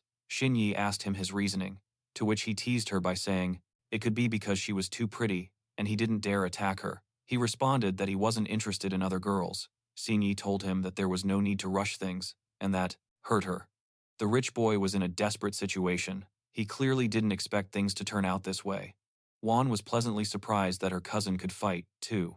In fact, they should wait before acting. He asked what they were waiting for, and she replied that she was observing the forest, waiting for the big fish to take the bait. Suddenly, they were attacked with earth spikes. Yang. He noticed it and used a water shield. The dragon beast deflected the attack. Lin appeared and called out to Yi and Yang, telling them to release him. They were surprised to see that he possessed two. Even Wan was shocked by the beasts. He warned them that they were quite strong, so they needed to be careful. He assured her that he would save her immediately and asked if she was talking about Lin, the boy who had supposedly surpassed the super difficulty level. Yi was happy to have her hunch confirmed. She felt that he was different from the others from the beginning. Yang wanted to fight him to test his strength for herself. He warned her to be careful, because the boy was no ordinary person. He replied that if he defeated him and gave her his points, she would become the head of the new class. He also told her that he would rather lose his points than give them to her. He ordered the necromancer beast to restrain him. He used the water prison technique. Water formed around Lin, but he stopped her with an impact of spiritual force and was surprised by the strength of her spiritual technique. To his surprise, the rock beast approached him and used the assault formation of water pillars. A water spike erupted from the ground, trapping the beast in a water prison. He successfully captured one of Lin's beasts, and Lin was ordered to enter spirit form, ghost form. Once he transformed, he escaped the water prison and attacked with earth spikes. The necromancer also shifted into his ghost spirit form. Yang boasted about this, claiming that he was also immune to physical attacks. Yi shouted for him to look behind him. Yang was surprised when the spikes appeared behind him, and he saw the ghost spirit clone. Lince himself didn't expect his physical strength to be so great. After all, strengthening his body had yielded such excellent results. This angered the other boy, and he was now determined to. Lin remarked that it was a shame Yang wasn't immune to physical attacks. Enraged, Yang commanded his beast to use a deadly spirit seal, unleashing a powerful force that sealed Yi, Rock Beast, and its clone. Lin found this annoying and thought the Snow Maiden needed to intervene. He ordered the Rock Beast to return to its normal form, or else it would be defeated by the necromancer. Yang underestimated him. Lin told him to be quiet and that he was ready to show him his true power. Xin Yi watched intently as Lin summoned the Snow Maiden. Xin Yi realized that Lin was not someone they could handle. She knew that if they continued fighting, they would be the ones eliminated. Xin Yi told them to stop and offered to talk instead of fighting. Lin frowned. She pointed out that they had all reached the top 10, and there was no need to continue fighting each other, especially since they would all be classmates later on. But the Snow Maiden remained in a fighting stance. Xin Yi ordered Yang to release the girl. Yang responded that if they let her go, and those two teamed up forces, it would be even worse for them. Xin Yi yelled at him to keep his word. He followed her instructions and dispelled the water prison. Han was freed, and the dragon beast jumped off of his beast. She thanked Lynx for saving her. Lynx assured her that as long as he was there, no one would dare lay a hand on her. He then told those two that even if he eliminated them, he could still save his sister. So, that his offer didn't really satisfy him. Yang became enraged by his comment and decided to fight with everything he had. He ordered Xin Yi to attack first, but Xin Yi told Lynx that she had something that might satisfy him. Lynx simply responded, "Oh." She then explained her exclusive spiritual technique to him, with which she could use her sensitivity to help him unlock his own. After a time skip, he found himself in this body. With the help of the body's memories, the world became clear to him. Centuries ago, countless monsters escaped from spatial rifts. fight seriously against Lince. He couldn't let the situation go unpunished, so his revenge would be swift. An instant later, a bright light filled the entire space. Lince and Juan. Unique ability. He replied that it was actually a good offer, and yelled that there was no need to help the idiot. His face paled when he saw her blush. That made him feel even more hatred towards Lince. A few moments later, someone arrived to join them. Lince realized that the person was still alive. It was Li Jang. He was glad that everyone was together, because that way he could eliminate them all at once. His presence bothered Zhang even more. Xinyi told Lince that they could work together and secure first place. Lince noticed that the situation was becoming complicated, and there were only 10 minutes left. The teacher was observing them. Personally, he wanted to keep some of the new students, but if they fought amongst themselves, they might lose. Some talented ones. He ordered someone to intervene, giving them 10 minutes to de-escalate the situation. Yang whispered to Xinyi, asking if she was serious. He told her that she had planned for Li Jang to stop him in order to take advantage of the situation. She apologized because she genuinely wanted to help Lince. He was dumbfounded, thinking that she had feelings for him, and decided to fight alone. Li Jang challenged them to fight together, but someone stopped them. They were informed that there was no need to fight because everyone had been accepted, and a special challenge mission had been prepared for them. A portal appeared, and someone emerged from it. Because these students had surpassed their peers, the teacher wanted to test their true limits. So he introduced the second-year students of the academy, all of whom were mid-range. They had to fight against them. If anyone won, they would receive a unique baptism, but if they lost, they could still enroll. Wang shouted that it was unfair, since they weren't even official students yet, and they were already being matched against second-year students. Furthermore, they had all been through many battles, so their beasts were also exhausted. But Lince looked. They watched carefully, realizing that he had no intention of letting them off so easily. A few minutes later, a huge rank 2 ghost wolf appeared before them. The boy, excited when he was told to attack, Li Jang expressed that it was a pity he couldn't eliminate them, but from now on, they would be companions, so there would be many opportunities to fight. Yang yelled at them to pass the second-year test first. Shining Yi asked Yi if that meant they were now allies.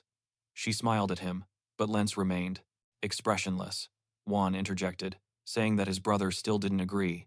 Lince wanted to obtain the baptism reward because it improves both physical strength and spiritual energy, but he noticed that they only sent 4 people when there should have been 5, which seemed to underestimate them. Lince told Xin that if they wanted to be allies, he should join his sister to fight one of those second-year students. Yi and Juan complained that they wanted to be with him. He told Juan that he would fight alone, and that if those 2 girls joined forces, they would have a better chance of winning.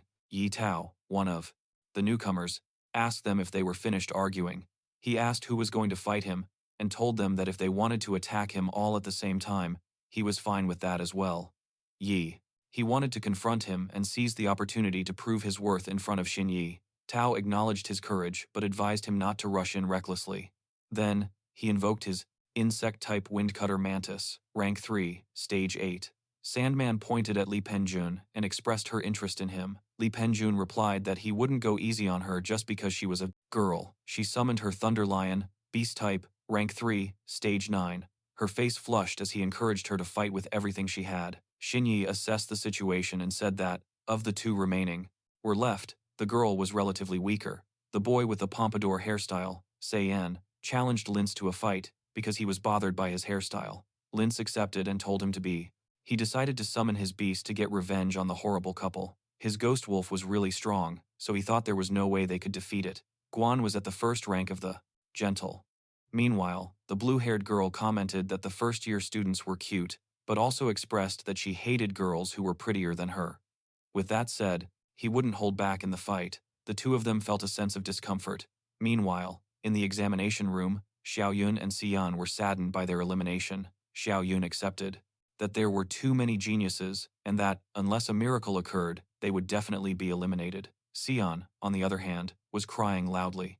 Gan felt bad because he played it safe throughout the entire confrontation, but still lost in the end. Su Rui still felt pain in her cheeks. The teacher noticed the people who stood out. Unexpectedly, someone patted him on the shoulder. It was Gao Ganembai. He told him to leave the next test candidates in his hands. The teacher knew he was there to scout some students, while he was making an effort to select them. Teacher Gao responded that his testing methods were too extreme, so he might overlook some talented students.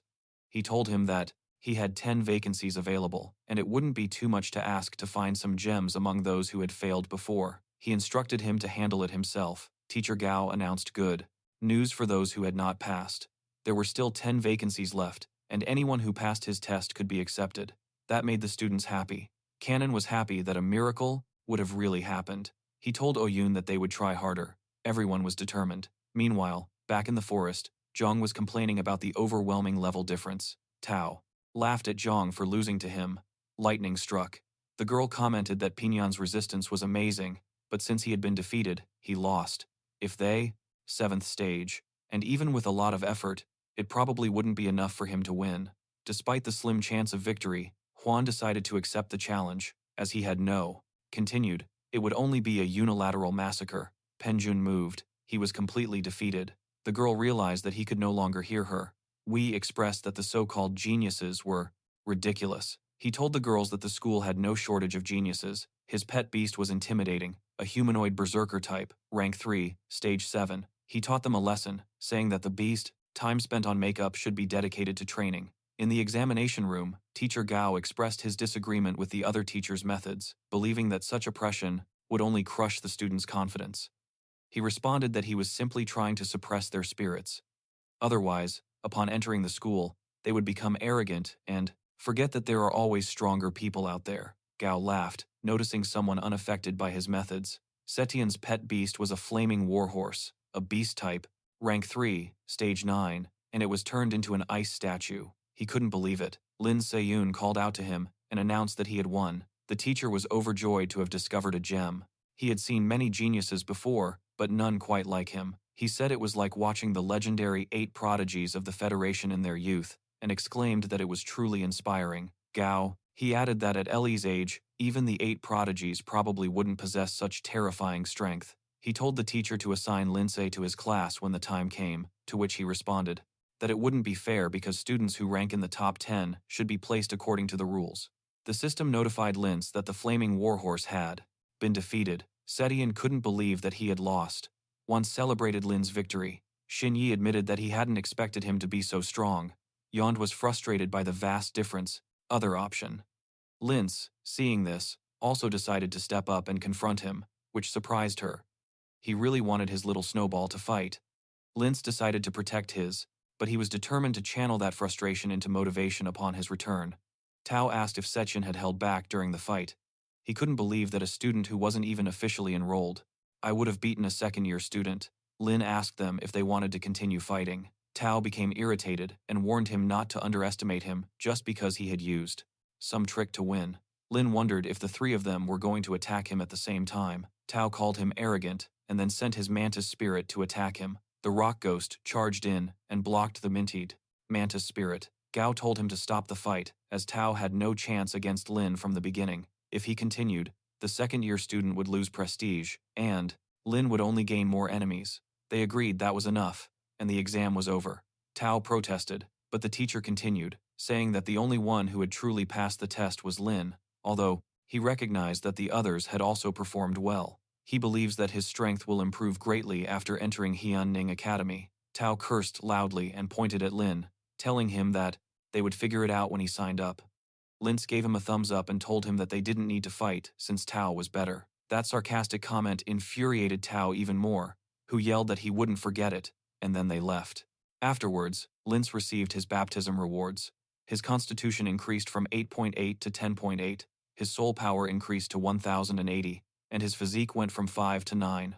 Taiyusur congratulated him on his admission to the Hainan Academy. The system informed Linz that the baptism was complete. He gained 500 achievement points and had 1,180 achievement points remaining. The growth of the rock ghost increased to 33%, and that of the snow maiden to 12%. Returning to the examination room, he saw the crowd surrounding him, showing a mixture of amazement, sister from possible injuries, as that could affect her skills assessment. At that moment, he decided to personally take care of that scoundrel himself. Seeing that Linz was preparing, curiosity, Linz couldn't help but think that it was the same scene every time he woke up. A woman took him by the arm. It was Sin, who informed him that she could sense that his rock ghost still had an unrevealed technique, and told him that if he wanted to find out more, he should look for her after the exam. Our protagonist was already aware of her intentions. The teacher asked for silence in the room and announced that the students who ranked in the top 10 had been officially admitted. He then announced Li Jun as the top freshman student. Everyone applauded, but they had a bewildered expression on their faces. They wondered how that could be. Jun also knew that Lince had clearly performed better than him, so he felt humiliated. Teacher Gao whispered to the other teacher that Lince deserved the top spot among the newcomers more, and believed it was unfair. The teacher responded that they couldn't put all their eggs in one basket, a single person, and that, furthermore, the rules stipulated that the top spot would be awarded based on the score. Gao accepted his decision. He then announced those who would be participating in the test. Those undergoing resurrection had to follow him. Those already in the top 10 could withdraw and await the entrance ceremony. Within 10 days, Wang comforted Oyun and Xian, expressing his faith that they would pass.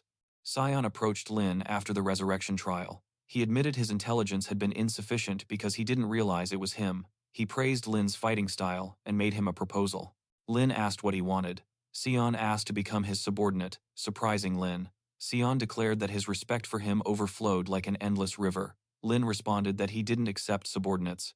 Furthermore, Xian wasn't even qualified for enrollment yet. Xian replied that he would surely pass, so Lin should wait for him. Penyun witnessed this and sneered. To attack her brother, the girl sneered, saying that a nobody like Lince could never defeat him. Wanting to end this as quickly as possible, the boy immediately ordered his ghost wolf. Afterward, they went out. Wan suggested they celebrate and spend a full day in the city. Lin agreed, because he was exhausted as well and needed time to relax. Wan, he told her that they would return the next day and spend the night in the city, a suggestion Lince accepted, which made her blush. Then, Lince took out her phone and checked hotel prices.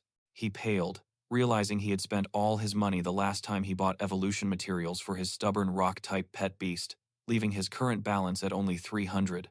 Wang told him. He asked what was wrong and suggested they go eat first. They went to a premium restaurant that allowed people to eat together with their pet beasts. Lince was confused, as she didn't know a place like that existed. Wan expressed that he had wanted to come there for a long time and suggested that they also summon their beasts, since they had been fighting all day for them and deserved a good meal. Good meal. Lince agreed. Wan was surprised because the last time he saw the little snowball, it was still a little girl, and he couldn't believe she had evolved so much, fast and looked beautiful. He asked how she had achieved that. Lin simply replied that her compatibility with her contracted beast was very high, but deep down, it was because of the system. It was a story, long story, so he decided he would explain it next time. She suggested they place their order. Lin looked over the menu and sweated profusely when he saw the prices. The rock ghost was excited to eat, while the snow maiden petted the bird, which seemed to enjoy it. The waitress came over to ask if they were ready to order. Wan ordered a lot. Minutes later, the food was served. It was funny to see how worried Lin was. Later, everyone was satisfied. Lin was sweating intensely, wondering if they would simply to attack. However, that beast didn't scare Lince in the slightest. The moment the wolf attacked, he summoned Snowball and activated one of its abilities. Suddenly, everything.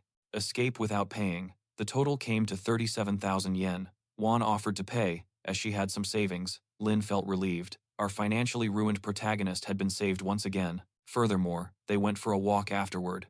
Wan admired the city view and expressed her excitement about studying with him. Meanwhile, Lince was contemplating how to earn more money, although taking on missions would be too late for him. They passed by a store where loud laughter was heard. Someone was amazed. It was a Rim. The four-armed monster was being hailed for defeating a Titan kangaroo. Beast type, rank 2, stage 3. The four-armed mutant type, rank 3, stage 2, smiled. The referee inquired if there were any other challengers, explaining that, as long as they could defeat the four-armed monster, they would take all the prize money. They only had to pay a 300 registration fee, and the winner would take the 50,000 yen prize. Lin had just found a way to make money. He summoned his pet beast, the rock ghost. The referee explained that spiritual techniques and spells were not allowed. It would be only hand-to-hand combat. Provide the audience with pure excitement. Lince asked the rock ghost if it felt confident. The referee added that, being on stage, they would have to sign a release of liability for death. If the beast accidentally killed the opponent's beast or was killed itself, the ring would bear no responsibility. Lin asked Wan if she wanted to watch the fight. She asked him if he wanted to participate. He replied that he wouldn't refuse easy money. The system confirmed that the four-armed monster was rank 3, stage 1, and its Palo, rock beast was rank 2, stage 9. He decided to be cautious and improved it. He placed his hand on it, and it emitted a powerful red glow. It was upgraded to rank 3, stage 3. He spent 780 achievement points. Around him was frozen in ice. The ghost wolf was turned into an ice statue. Seeing this, everyone was rendered completely speechless. Han couldn't believe what he was seeing. How could a boss, leaving him with 400? The higher the level, the more achievement points are needed for improvement. Juan was curious about how the pet beast had leveled up so quickly. Lince. He responded that it might be due to the good food. She expressed her confidence that they would definitely win. The referee announced that a new challenger had appeared and encouraged the audience to applaud his bravery. He described Lince as a skinny boy with a red-haired stone creature. He underestimated him, and everyone laughed. They thought the brat was crazy and asked where he came from. The rock pet beast belched as the audience jeered. The four-armed monster towered over the rock beast. Its owner was called Seonsu. He told Lince not to cry if his beast accidentally killed Lince's. Lince smiled and encouraged him to give it his all. Seonsu also smiled, calling him an arrogant brat.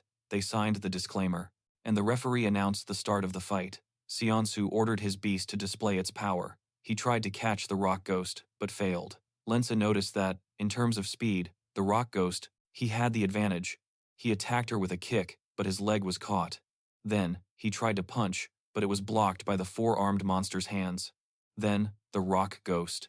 The rock was lifted into the air and thrown to the other side. He fell face first onto the ground. Lynx became worried. Seonu declared that his four-armed monster might not look impressive, but in terms of pure strength, pure brute force, it can defeat many beasts of a higher rank. As Lynx expected, the rules clearly favored the four-armed monsters. Therefore, it was not surprising that they were so confident. The four-armed monster brought its two fists together. The rock ghost saw the incoming attack, so it tried to retreat, but the four-armed monster caught. Little Snowball do something like that? Lince explained that Snowball had recently evolved a bit. He was sure that this was far from its final form. He ordered his leg and struck him with both fists. Seonsu mocked Lynx, asking if that was all he had. The audience was impressed, while Juan began to worry. Lynx thought that, if skills were permitted, the rock ghost in its undead form could easily toy with a brute like that, but unfortunately, the rules forbade it. He realized that in terms of raw strength, he was clearly at a disadvantage, especially since his opponent possessed four arms perfectly suited for close-quarters combat. However, the last time the rock ghost unlocked a new form was when he was in mortal danger. So, if what Sin had said was true, it was a risk worth taking. The situation was this: either he unlocked a new form, or he would be defeated by the meaty, four-armed monster. Lin questioned whether he was truly fighting with all his power, and provoked him by asking if he would always rely on the Snow Maiden to secure victory. The four-armed monster was about to stomp on his head, but the rock ghost lifted his own head, then stood up straight and delivered a powerful blow. His stone skin detached. He had unlocked the Phantom General form, which would last 60 seconds, increasing his speed by 300% and reducing his defense by less than 100%. Lince was excited to see his surprise transformation. He realized that the rock armor covering his body could be detached depending on the situation. The four-armed monster attacked with both hands, but the general, Rock, jumped high to avoid it. Shu asked if he hadn't learned his lesson already. The monster was about to grab his leg, but he disappeared. Xian was shocked by what she had just witnessed. Pass. The four-armed monster was confused and turned around, but to his surprise, he received a kick from behind. The rock general smiled. He then attacked consecutively, causing the sign. These monsters hunted and destroyed humans. In the midst of fierce battles, humans discovered ways to subdue the beasts. They learned to control them, and that's how this profession was born. Beast to break the ice and move faster. From now on, its name was no longer Snowball, but Ice Crystal Spirit. A few minutes later, the Ghost Wolf, four-armed monster to shrink. With only 10 seconds left, Lince yelled that he should stop playing around and end the fight. The rock general charged forward and unleashed a charge of lightning struck, causing the four-armed monster to fall. The rock ghost advanced to rank 3, stage 4, and the lightning charge ability was unlocked, but it can only be used in the ghost general form. Afterwards, the ghost general form ended. Xian couldn't believe it. Even the crown was incredulous. The referee declared the four-armed monster the winner.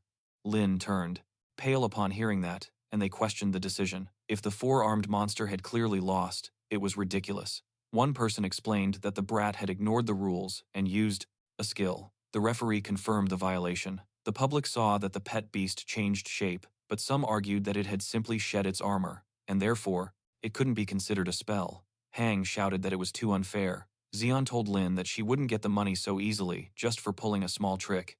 Lin admitted defeat in the Battle of Beasts, but instead proposed a one-on-one fight. If he won, he would claim the prize money. Xiansu questioned if he was being challenged. The referee was in disbelief that he was actually proposing a fight between real people. He introduced Xiansu as a former professional wrestling champion. The crowd applauded, eager to see blood. Lin murmured that it was more exciting than the Battle of Beasts. The rock ghost appeared sad. Lin consoled him, saying that he had already won and that he would handle the next one.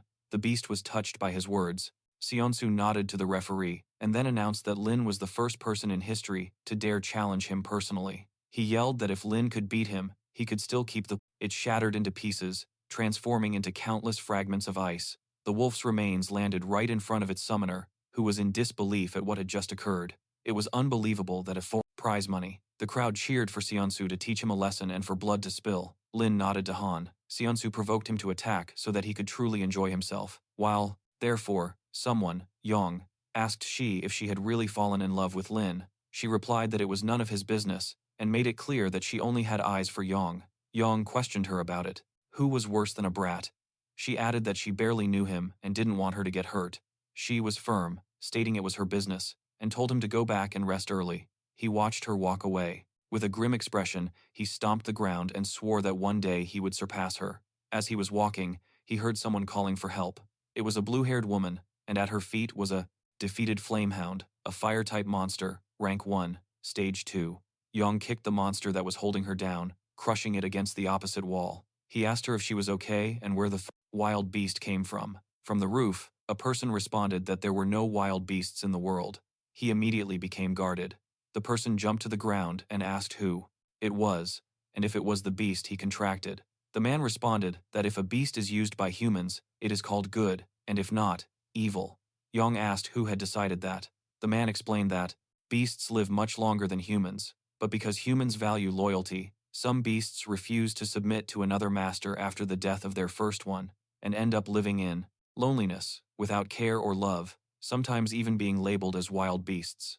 Yang had enough of this nonsense, so he summoned his contracted beast. The man asked him if he was CDT1, Zhang. Yang was surprised that he knew his grandfather's name, then encouraged him to surrender immediately, and said that he would take him to the Beast Taming Association to receive punishment. The beast, a beast of this caliber, could obliterate his rank 2 ghost wolf.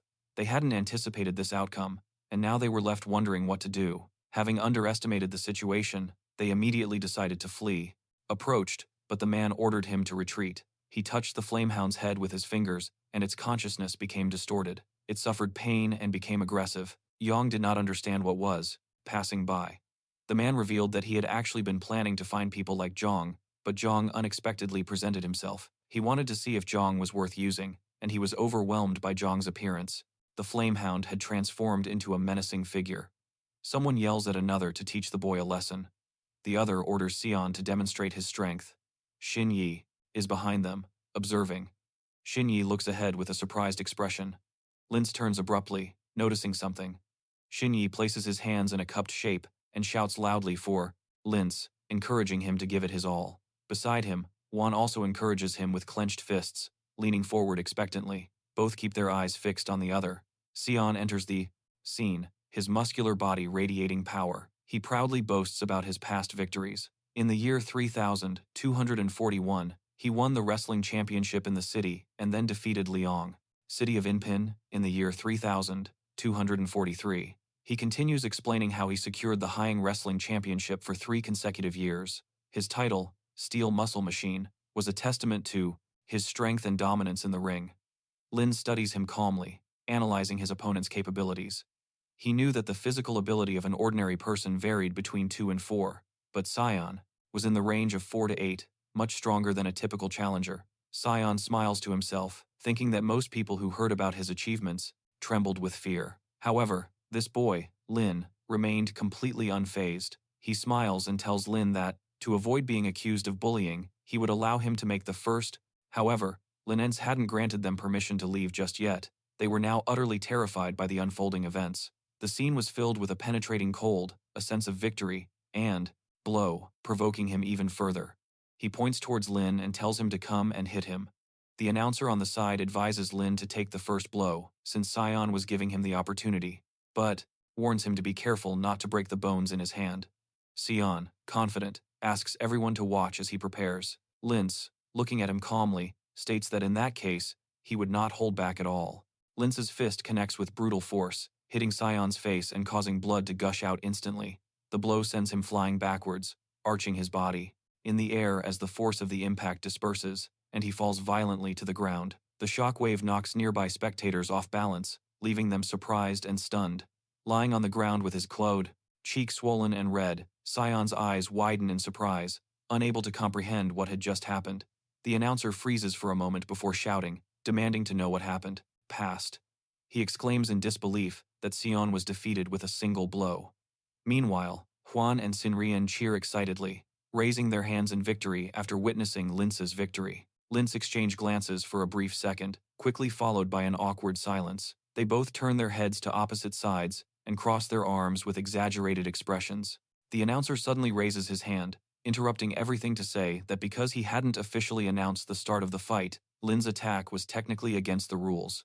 Therefore, the winner of this round should be. Before he can finish his sentence, Lin narrows his eyes, questioning the announcer's words. Sensing the attention, the announcer flashes a nervous smile, admitting his mistake and clarifying that Lince did not violate any rules. With a loud and clear statement, he announces Lince as the winner. The crowd's attention turns to, for some, disappointment, but they couldn't simply leave. The terrified boy began to apologize to Linence, but it wasn't truly him he should be apologizing to. He then turned to Juan and Lince, who is standing confidently. Lince checks his phone and sees the transfer of 50,000, thinking to himself that he now has enough money to stay in a hotel. In the distance, Juan calls out to his brother, and Xin Yi cheerfully shouts Lin's name. Lince turns around to them and asks what's going on. Xin approaches with a smile, praising his performance, and saying that he didn't expect him to actually defeat Ion. Juan, however, speaks more reservedly, saying that it seemed like they didn't know each other well enough yet. Xin Yi reminds Juan not to forget that. They've already formed a team and, with a playful smile, points out that this means they're teammates. He adds that since they will also be classmates in the future, it would be better to introduce themselves properly. Xin then introduces himself as Xin Yi and politely asks for their guidance from now on. Guan puffs out her cheeks in irritation, clearly dissatisfied with the situation. Lin looks at her with slight curiosity and asks, "What are you doing there?" Xin Yi explains that she is there to help Lince awaken his unique soul power. Upon hearing this, Juan looks at her with curiosity and repeats, "Power of exclusive soul." She confidently adds that if they consider her a friend, she could help them even more in the future. Lin suggests they find a quiet place to talk, as she doesn't want to discuss these topics in public, inside a building, and suggests a more private conversation. Xin Yi and Juan sit on opposite sides of the bed, with a clear line drawn between them. Juan silently wonders, why it feels like they just checked into a hotel together. Lin, who is in the room, tells them to get started. Xin Yi quickly replies, "Okay," and prepares to begin. Xin explains that his exclusive soul power is called perception. He describes how, even at the age of 7, he could perceive information that was extremely difficult for ordinary people to detect, such as, apologize to her properly. He vowed not to repeat such a mistake and promised to teach John a lesson. Her sister was completely shocked by a person's aura, their location, and even events that might occur in the future. Juan's eyes widen in surprise, and he praises Xin Yi's ability, saying that it's incredible. Impressed by his power is mentioned, and Xin Yi smiles modestly in response. Lin asks Xin Yi exactly how he plans to help them. Xin Yi looks at him seriously and tells him to close his eyes. Without any hesitation, Lin obeys, closing his eyes as he was instructed. Xin Yi then leans toward him, resting her forehead against Lin's. Juan quickly asks what they are doing. Xin Yi calmly explains that this was the Duffler only way to feel Lin's abilities and guide his training in the right direction. She pouts a little, clearly reluctant, but finally relents, saying that she would trust in Xin Yi. This time, Lin closes his eyes, telling himself to concentrate, even though he could feel his heart beating faster than normal. His eyes open with a shine, revealing a spinning, colorful light as he activates his perception ability. A bright blue figure appears in Xin Yi's perception, radiating an intense energy. Xin Yi, he tells Lince that he saw a strange pet, one that resembled neither her stone ghost pet nor her snow maiden. He explains that it appeared to be a fusion of the two, a combination of their powers, combined into a single entity. The boy inquires about the fusion, and the girl confirms it. She explains that her constitution isn't strong enough yet, so she can only may perceive vague information. Then, he tells him that it's his turn. Another girl hesitates, questioning whether face-to-face contact is truly necessary. The first girl insists, saying that the hidden can only be sensed that way, calling her little sister. She closes her eyes, concentrating deeply. Suddenly, her eyes shine with a radiant light as her vision sharpens. His brother's attitude. But when he tried to voice his displeasure, he was immediately struck. Han no longer wanted to hear their apologies, so he ordered them to leave at once. Lynx. She sees countless silhouettes floating in a vast, rotating space. The shockwave impacts her as a shadowy figure, with horns and glowing eyes, emerges from the chaos. She reacts suddenly, experiencing pain, making the other girl rush over to ask what she had seen. Without any hesitation, Yi finally replies that he saw nothing but dark shadows, suggesting that his potential has not yet manifested fully, completely, and that he might need more training. The pink-haired girl, however, thinks to herself that, no matter what those shadows were, she has a bad feeling about them. Determined not to mention it, she remains silent as the night progresses. Noticing that there was nowhere else to go, she complains and worries about encountering dangerous people outside. In a tender way, she asks to spend the night there. The boy hesitates, but she quickly celebrates, expressing her gratitude that they let her stay. That night, the three of them end up sharing the same bed. The two girls lie on their sides pretending to sleep, while the boy remains stiff and restless. One of the girls secretly observes him, wearing a nervous and embarrassed smile. The boy contemplates the fusion, realizing it's time for Stone Ghost and Snow Maiden to truly understand each other. He considers activating his unique soul technique as soon as he can. 10 days later, the Academy holds its opening ceremony, and excitement sweeps through the halls as students rush to see the new class assignments. During the announcement, Lindsay searches for his name and discovers he's in Class 1. His friend excitedly points out that they will be in the same class again, and they both celebrate. Shortly after, he was very pleased with his actions. He had finally managed to demonstrate his strength to someone. A few minutes later, they silently watched the two scoundrels walk away. Han happily praised. Pink-haired girl joins them with a cheerful smile, revealing that she is also in Class 1. Wan remains quiet while the others converse, when suddenly, a familiar voice calls out, "Problematic individuals." He then discovers that he has been assigned to Class 2, and accepting this as his fate, he resigns himself to it, saying, "It's okay." Elsewhere, another student is relieved that he is not to be in the same class as him, admitting that otherwise he might not be able to avoid killing him. His classmate, however, mutters that he really wants to punch him right then and there. The group celebrates having passed their assignments. A girl happily announces that they made it as well, even though only classes 1 and 2 are considered elite. Still, she is proud that they tried hard enough to barely pass. They thank Wanan for helping them with the training. Meanwhile, the scene shifts to a setting where someone begins to address the new students. A new teacher from Class 1 introduces himself, explaining that he will be guiding their cultivation for the next 3 years. He states that attending classes is optional, but cultivation itself should never be. Hold on. Periodic evaluations will be conducted, and those who don't pass will be moved to standard classes. He adds that the top 3 students in each evaluation will be awarded a scholarship of 100,000 yuan. The students are surprised by the generous reward, and one comments that, with just 2 wins, they could afford a high-level contracted beast. The professor explains that while the academy offers numerous clubs and cultivation programs, there's one mandatory course, virtual combat. Behind the education building is a massive virtual combat hall, capable of accommodating thousands of students. Through these battles, students gain practical combat experience and can strengthen both themselves and their beasts. The rankings not only provide his cousin, he couldn't believe that he had defeated a rank 2 wolf. Would the ice crystal spirit continue to evolve? His deduction was correct. This was still far from the rewards, but also determined placement tiers within the Beastmaster Federation. Upon hearing this, Lens resolves to quickly upgrade his Stone Ghost in order to reach the Snow Maiden level. Lin places the Stone Ghost and the Snow Maiden in front of him, commanding them to merge.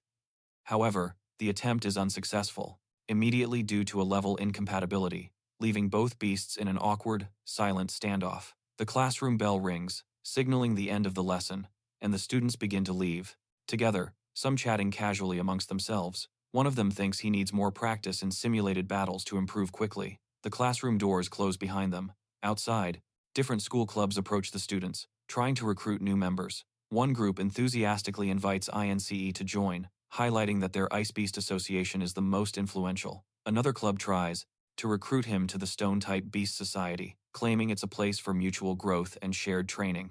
Yet another club also tries to recruit him, boasting that their society of ghost-type beasts, it boasts many beautiful women. Suddenly, the crowd stirs with excitement. Members of the prestigious High Mountain Society arrive, drawing everyone's attention. Intrigued, he asks who they are. He discovers that the High Mountain Society is among the top 5 societies in the academy, composed of elite members. Leading them is a second-year officer who was ranked among the top 3 in the entrance exams. His mere presence is intimidating. The leader of the society, Luan, steps forward and directly asks if he is Lin Si. His subordinate quickly confirms, pointing at him without hesitation. Observing from the side, others realize there's going to be trouble. Does anyone remember that the bully from before was actually a peak potential of his beast? Since they didn't have much time left, they needed to hurry in order to make it to the exam on time. 10 minutes later, they arrived at the Imperial Beast Association building. Member of the High Mountain Society? Lin Si remains calm and composed, admitting his identity and asking what they want from him. Luan offers Lin Si the opportunity to join the High Society, claiming that this would resolve past grievances. He emphasizes that not just anyone receives an invitation.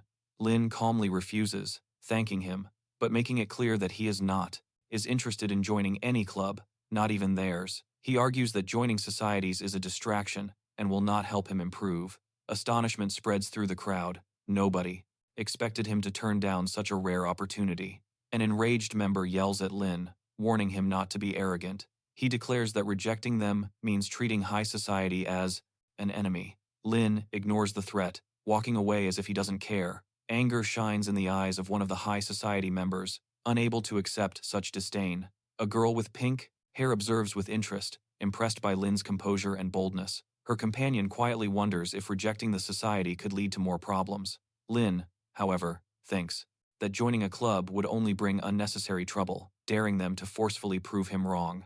The vast hall fills with students, each preparing for the upcoming test. Looking around, someone notices the large number of participants who have gathered. Linz takes his position, sitting calmly as the platform activates, signaling the start of the test. A girl clenches her fists in determination, vowing to keep up with Linz no matter the cost or what it takes. Linz closes his eyes, centering his mind before the test begins. He opens them with sharp focus, his determination shining within him. The scene changes to a vast, bright, virtual space where the simulation is about to begin. His personal statistics appear. This profession entered the world stage. Over time, beast tamers became symbols of status and rank. Those who managed to become tamers automatically entered. Before them stood the original stone. Its size was truly enormous. At that moment, the final ranking evaluation of the year was about to begin, showing a low ranking of 573,620. Observing the large number of participants, he notices how crowded the virtual battlefield is. He sets a clear objective to reach the top 10,000 inches the rankings. As he begins his preparations, he notices an opponent already waiting for him. Calmly assessing the situation, he realizes that the simulation changed to a grass arena. On the battlefield, Lin examines his surroundings, while his opponent watches him closely. The man smiles and asks if it's Lin's first time in a virtual duel, and if he's just a student. Lin responds with a simple nod. The man's smile twists, revealing a sinister expression, as if he's already certain of his victory. He teases, saying, "Every year brings new rookies during the opening, and it looks like today is your lucky day." Confident, he prepares to win. With a flash of light, he summons his beast, a wild boar with steel fangs that appears roaring and shaking the ground. Laughing provocatively, he declares that the battle will be exciting, eager to crush his opponent. Lindsay observes that his opponent's beast is only at stage 2, level 1, which explains why the system matched him against a rookie like himself. Composed, he prepares to respond. The steel-tusked wild boar advances with heavy steps, displaying its full might. A shadowy figure with red eyes silently observes its presence, hinting at something menacing. The man laughs confidently, boasting that Lindsay will soon understand the difference that years of experience make. The battle begins as Lindsay's puppet moves swiftly, taking down the steel-tusked boar with ease. The beast collapses instantly, unable to withstand the blow. Its defeat is sealed, signaling the end of the fight. The opponent is left in utter shock. Some people would lose their rank permanently, while others would enter the academy and begin a new life. Today, Lindsay was determined to finally succeed. The man who entered, his face contorts in disbelief as he realizes that his beast was defeated with a single blow. The rock ghost then launches a devastating attack, knocking down his opponent with overwhelming force. The system identifies the defeated enemy as a humanoid type, Stage 2, Level 3. His accompanying beast advances, striking down the Thotho, wild cat monster. The system confirms the victory, registering it as a wild beast, Stage 2, Level 6. The battles continue relentlessly. Another monstrous puppet advances, but he defeats it instantly. The system announces that it was a 9th level enemy, confirming another knockout. His points steadily increase with each fight. 2 days later, his progress is evident. His stone-type summon has advanced to Stage 3, Level 7, while his Snow Maiden reaches Stage 4, Level 2. The system rewards him with additional achievement points for entering the ranking of the top 100,000. He pauses to reflect on his progress. The high-level battles of the past 2 days have rapidly boosted his growth. Determined to resting, he concludes the day's training and leaves the area. Meanwhile, news of his promotion spreads rapidly. Many are surprised, calling him a rookie with explosive potential. Others question his background, and some already see him as a dangerous target who must be eliminated. His sudden rise puts him under the spotlight at the academy. The girl chats with Nen, casually inquiring about the moment of his awakening. He seems surprised by her sudden appearance. A white-haired man intervenes, immediately recognizing him. Immediately, and addressing him confidently. Linz wonders if that is Freshman, the representative of the rookies, pointing out his late arrival. Freshman reminds him not to underestimate announced that everyone would receive a bronze medal with an inscription on it. The classifications were divided into low, medium, high, and supreme. This medal would serve as a key to enter the challenges that await him. In a timid tone, Linz is questioned about whether he had already abandoned his studies, implying doubts about his persistence. The white-haired man raises 3 fingers, proudly declaring that he reached the top 150,000, ranking in just 3 days, showcasing his rapid progress. Han is shocked and stares at him with wide eyes at the revelation. He holds his device tightly, unable to believe what he has just heard. Upon checking his device, he is surprised to see that his brother has already entered the top 100,000 ranking. Freshman reacts with complete shock, unable to believe the sudden rise in the rankings. Later, Juan explains that his own ranking had stalled around 180,000th place, no matter how hard he tried to improve. He wonders aloud if hiring another beast might help him, and asks for advice. Lin interrupts curiously, asking when he might qualify to hire his second beast. The girl remembers that he was the only one in the class who chose the path of greatest difficulty, suggesting that this could explain his slower growth. Lin, he chuckled, acknowledging her words but dismissing them as a joke, showcasing his nonchalant attitude despite the circumstances. As they walked together, he inquired if she had decided on her second beast contract. She replied in the negative, explaining that the growth rate, compatibility, and synergy with her current beast all had to be taken into account. She reassured her, smiling and offering to help her choose beasts when the time came. She happily embraced him, suggesting that they visit the beast market together that weekend. He gazed at her calmly, silently agreeing to the idea. Another student observed them from a distance, noticing how close they appeared to be. The girl remarked on how inseparable they were, and the protagonist, original Stone Kingdom. The students would have to choose the difficulty level for the next test. The more difficult the challenge, the better the reward would be. On the screen, the students could Otai immediately recognized her. Xin Yi inquired about their relationship and whether they were dating. The boy brushed it off, stating that he would return to rest if there was nothing important. Suddenly, his companion urgently grabbed his hand, warning that they could be in serious trouble. She explained that, before the incident in the dormitory, they had been attacked by a mysterious figure.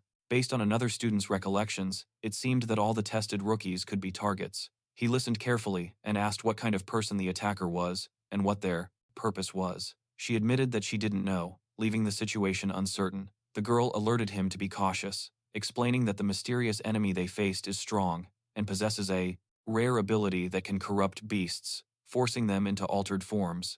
He thanked her for her concern and walked away, leaving her behind. She watched him from behind, immersed in thoughts, troubled by the connection between the enemy's strange power and her future. The scene changed to the Academy Tower the next day, signaling the start of a new challenge. He sat down, meditating and focusing on his next goal, to break into the top 10,000 ranking.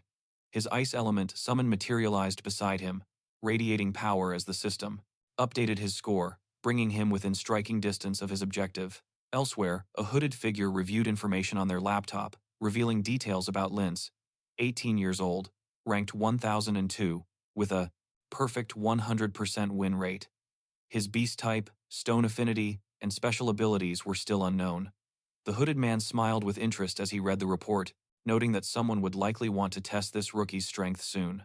Meanwhile, Linz received a system notification confirming his updated ranking. On a battlefield, carefully analyzed the difficulty and the rewards of the challenge. The rewards were truly attractive, but most students were afraid to choose a high level, since only a small, two figures confronted each other. One of them noticed Linz's presence and reacted with surprise. His opponent wore a menacing skull mask, glaring at Linz as the tension escalated. Linz, watching from the side, casually inquired about when masked duels had become so popular. The masked opponent raised a hand and summoned his beasts onto the field of battle. A giant, spiked turtle and a powerful dragonfish, both revealed to be fourth-stage beasts with their respective elements. He warned Lin not to assume that he was the prefinable, only one with two contracted beasts. Displaying his strength, Lindsay confidently smiled and activated his own contracted beasts. Ready to face him head-on, he declared that it would be a fair fight, 2 against 2. His ice element summon and armored beast materialized, positioning themselves beside him with an overwhelming presence, thus balancing the battlefield. On the battlefield, two ferocious monsters advanced with imposing force. Lindsay calmly observed, noting that creatures like these usually take 10 years to reach such power. However, they were already in complete control. In the distance, a masked man approaches, directly addressing him as Lin Si. He admits he didn't expect someone so young to reach that level in so little time. He praises his progress but implies that it changes nothing. The masked man recalls previous encounters, telling Lin Si that he had already faced weaker opponents. Now he warns that facing him is completely different, insisting that Lin Se cannot escape his destiny. Unfazed, Lin Se adjusts his collar and tells him to stop talking. Nonsense. He clearly states that there's no point in prolonging the conversation if they want to fight. The masked man laughs at his confidence, saying he will teach Lin Se an unforgettable lesson. Percentage managed to overcome it. Juan was eager to know what level his brother would choose, but Lin Se didn't give him any answers, given that this would affect each person's future. Arrogantly, he claims that today he will demonstrate the difference between their strengths. Before he can act, a wave of power interrupts him. An imposing figure appears, exuding an energy that impacts everyone present. The masked man proclaims that, beyond every sky, there is always someone even stronger. The battle intensifies as a wave of freezing energy erupts in the Pacta field, freezing everything in its path with an overwhelming force. From above, the red-haired figure advances directly forward, attacking with precision and speed. Suddenly, burning thorns emerge from above, counterattacking with explosive force. The armored creature advances like a projectile, tearing through the air with unstoppable force and momentum. In the midst of the chaos, the rock ghost opens its eyes, of bright red. Its terrifying presence instantly transforms, unleashing its true demonic form. The armored figure lands with a devastating impact, shattering the ground, and sending shockwaves rippling across the battlefield. An enormous, thorn-covered boulder is launched with destructive force, slicing through the air like a projectile. The horned girl raises, her hand summons an ice shield, which instantly solidifies in front of her. The impact strikes with great force, but the shield deflects the attack, fragmenting into scattered pieces. They spread across the field. Her eyes gleam with sharp perception, sensing that the threat is not yet over. She quickly notices the swirling power of water around her, supported by a colossal aquatic beast. Despite her defenses, the colossal projectile falls again, crashing into the ground with explosive force near her location. The red-haired warrior advances, with sharp thorns emerging with brutal force. A huge, thorn-covered boulder follows its trajectory, launched into the air and falling with deadly precision. The horned girl looks up with, they had to choose the difficulty carefully, as the fate of each of them would be decided today. Han made his decision with extreme caution, carefully considering it before finally committing. A sharp, unwavering gaze as the attack approaches. With calm control, she channels her icy powers, preparing a counterattack. A dazzling explosion of blue energy, Emanating from his hand, he unleashes a devastating attack of ice and lightning. The boulder crashes against the ground, only to be shattered by the force of his attack, freezing and cracking beneath the tornado. Immense power. The glacial phoenix spreads its wings across the battlefield, its frigid presence stunning the surrounding area with raw power. The masked man observes intently, nodding with a sinister smile, conceding that the spectacle is not bad at all. Lince remarks that his opponent genuinely possesses skill, although his tone seems more mocking than complimentary. He recalls that the enemy's ability lies in manipulating the earth, a technique that is especially dangerous against aerial opponents. With a gesture of his hand, the masked man activates his ability, transforming the ground into mud and engulfing everything in its trap. The dragon companion spits a jet of water in defiance, but the treacherous terrain begins to close in, dragging everything downward. The masked man unleashes a new technique, reshaping the battlefield with a towering and imposing wave of mud and rock. Lince quickly perceives that this ability is far more dangerous than it initially appeared, possessing a destructive power capable of completely reconfiguring the entire fight. A massive, spiked boulder is launched from the earth, hurtling towards the horned girl with horns with unstoppable force. The red-haired beast advances, increasing the pressure, his monstrous presence dominating the chaotic field. The deadly boulder spins through the air, but Lin's keen eyes perceive the danger. His body tenses in preparation for a counterattack.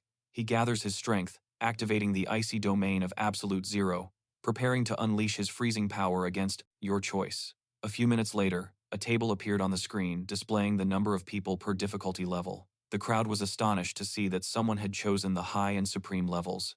The crushing attack. The horned girl remains steadfast, releasing a rising wave of ice that freezes the ground solid. Instantly, Lin positions himself behind the frozen shield, blocking.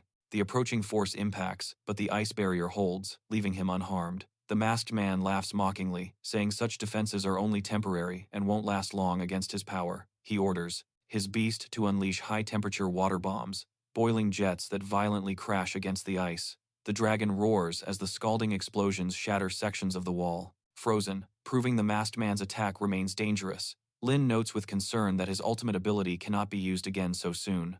Just as another colossal boulder flies toward him and the horned girl, Lin protects his ally, ordering her to retreat as he directly blocks the enemy's crushing attack. Impact explodes violently, sending shards everywhere, but he resists, standing firm against the force. The masked man crosses his arms in amusement and declares that he has finally proven himself worthy. The horned girl's eyes shine with determination, her power resonating as she prepares for her next attack. Despite this momentary success, Lin senses that she is far from being safe. The battle has barely begun, and the enemy still holds the advantage. The masked man leans back arrogantly on his beast, commenting that Lin may have skill, but he is not yet at the level of a truly powerful being. Standing next to the horned girl, Lin hears the masked man suddenly propose an offer, inviting him to join their group, boasting that their combined power would make them unstoppable. Lin raises an eyebrow, noting that this organization doesn't seem like a simple school club, and questions its true nature. The crowd was amazed. Did some crazy person really dare to do that? However, they didn't care who the daredevil was, because they were certain he would fail the test. Purpose. The masked man dismisses his concern, pressing him for a clear answer, yes or no. With a confident smile, Lin rejects the offer, declaring that he only desires to fight. Defeat the masked man himself. How amusing. The masked man accepts his decision with a smile, saying he'll be waiting for him right there for their battle. The spectators begin to mock the boy, saying he's too arrogant, and it's only a matter of time before he fails. Some claim he just received a harsh lesson, while another person curiously asks if anyone knows more about him. A white-haired man enters the room and confronts Lin. He asks him directly if he has also encountered the mysterious group.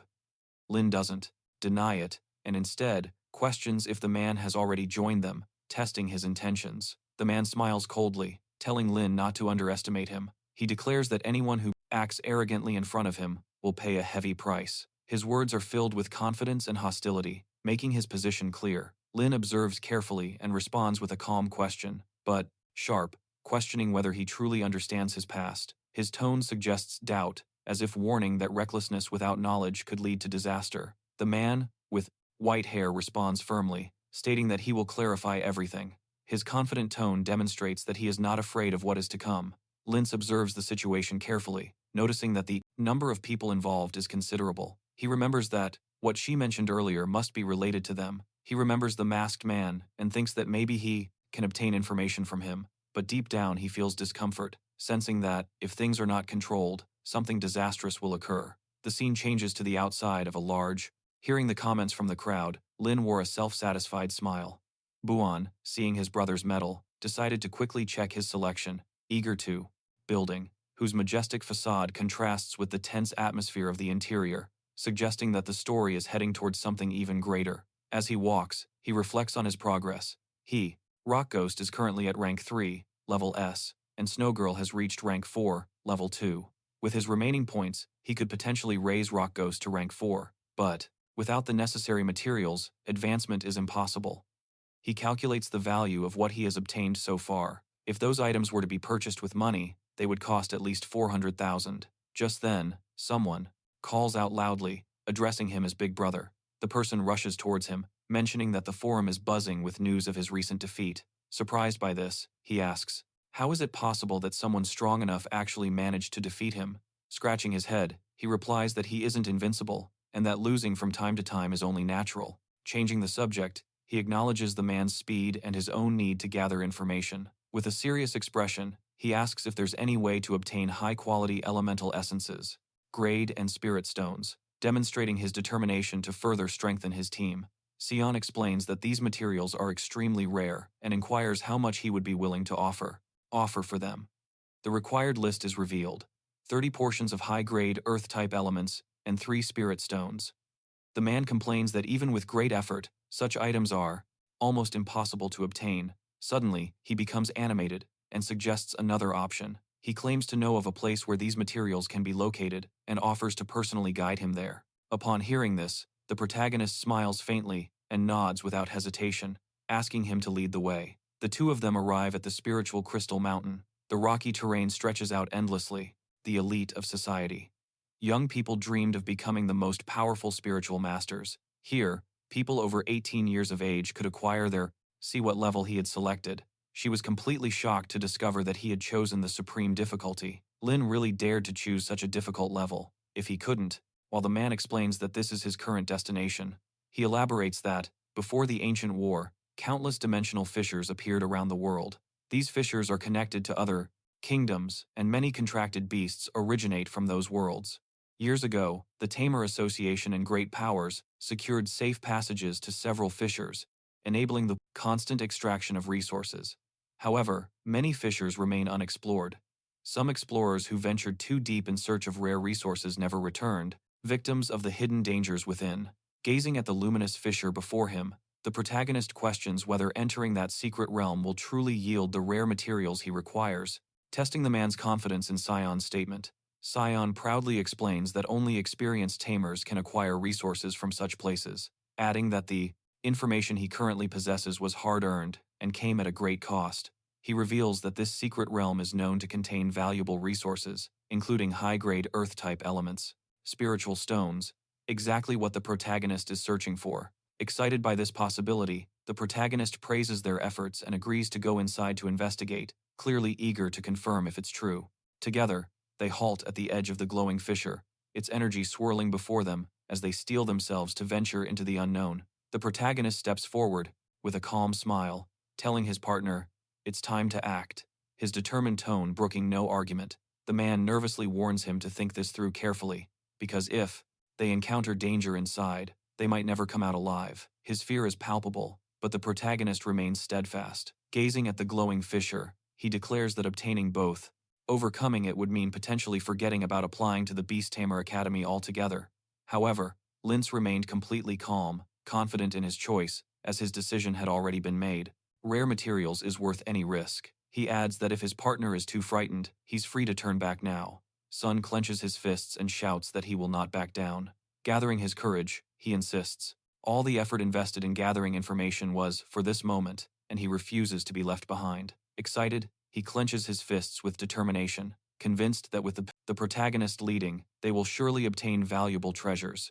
He shouts that this could be his chance to get rich. The protagonist responds with a calm, "All right." Without hesitation, they both leap together toward the glowing fissure, their figures disappearing into the dazzling light.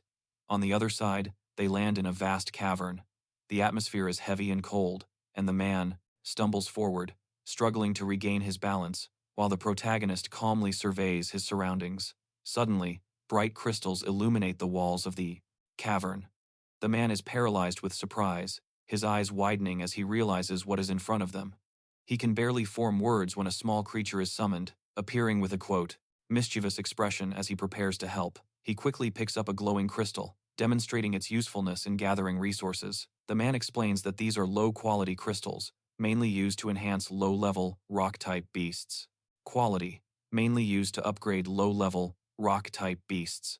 Although they are not very valuable, the fact that items normally purchased with money can be obtained freely in the Secret Kingdom is still amazing. Encouraged by the discovery, the man shouts, encouraging the creature to collect even more. His enthusiasm grows as he realizes that the king could store even greater treasures later on. Suddenly, the protagonist senses that something is wrong and quickly yells at his partner to stop. His keen instincts detect before entering the building. Hearing this, the others decided he was a complete idiot who was intentionally ruining his future. The chief examiner warned him to choose carefully. A hidden danger in the cave. From the shadows above, a creature covered in glowing crystals jumps out, scaring them both. Its sudden appearance interrupts the excitement of immediate.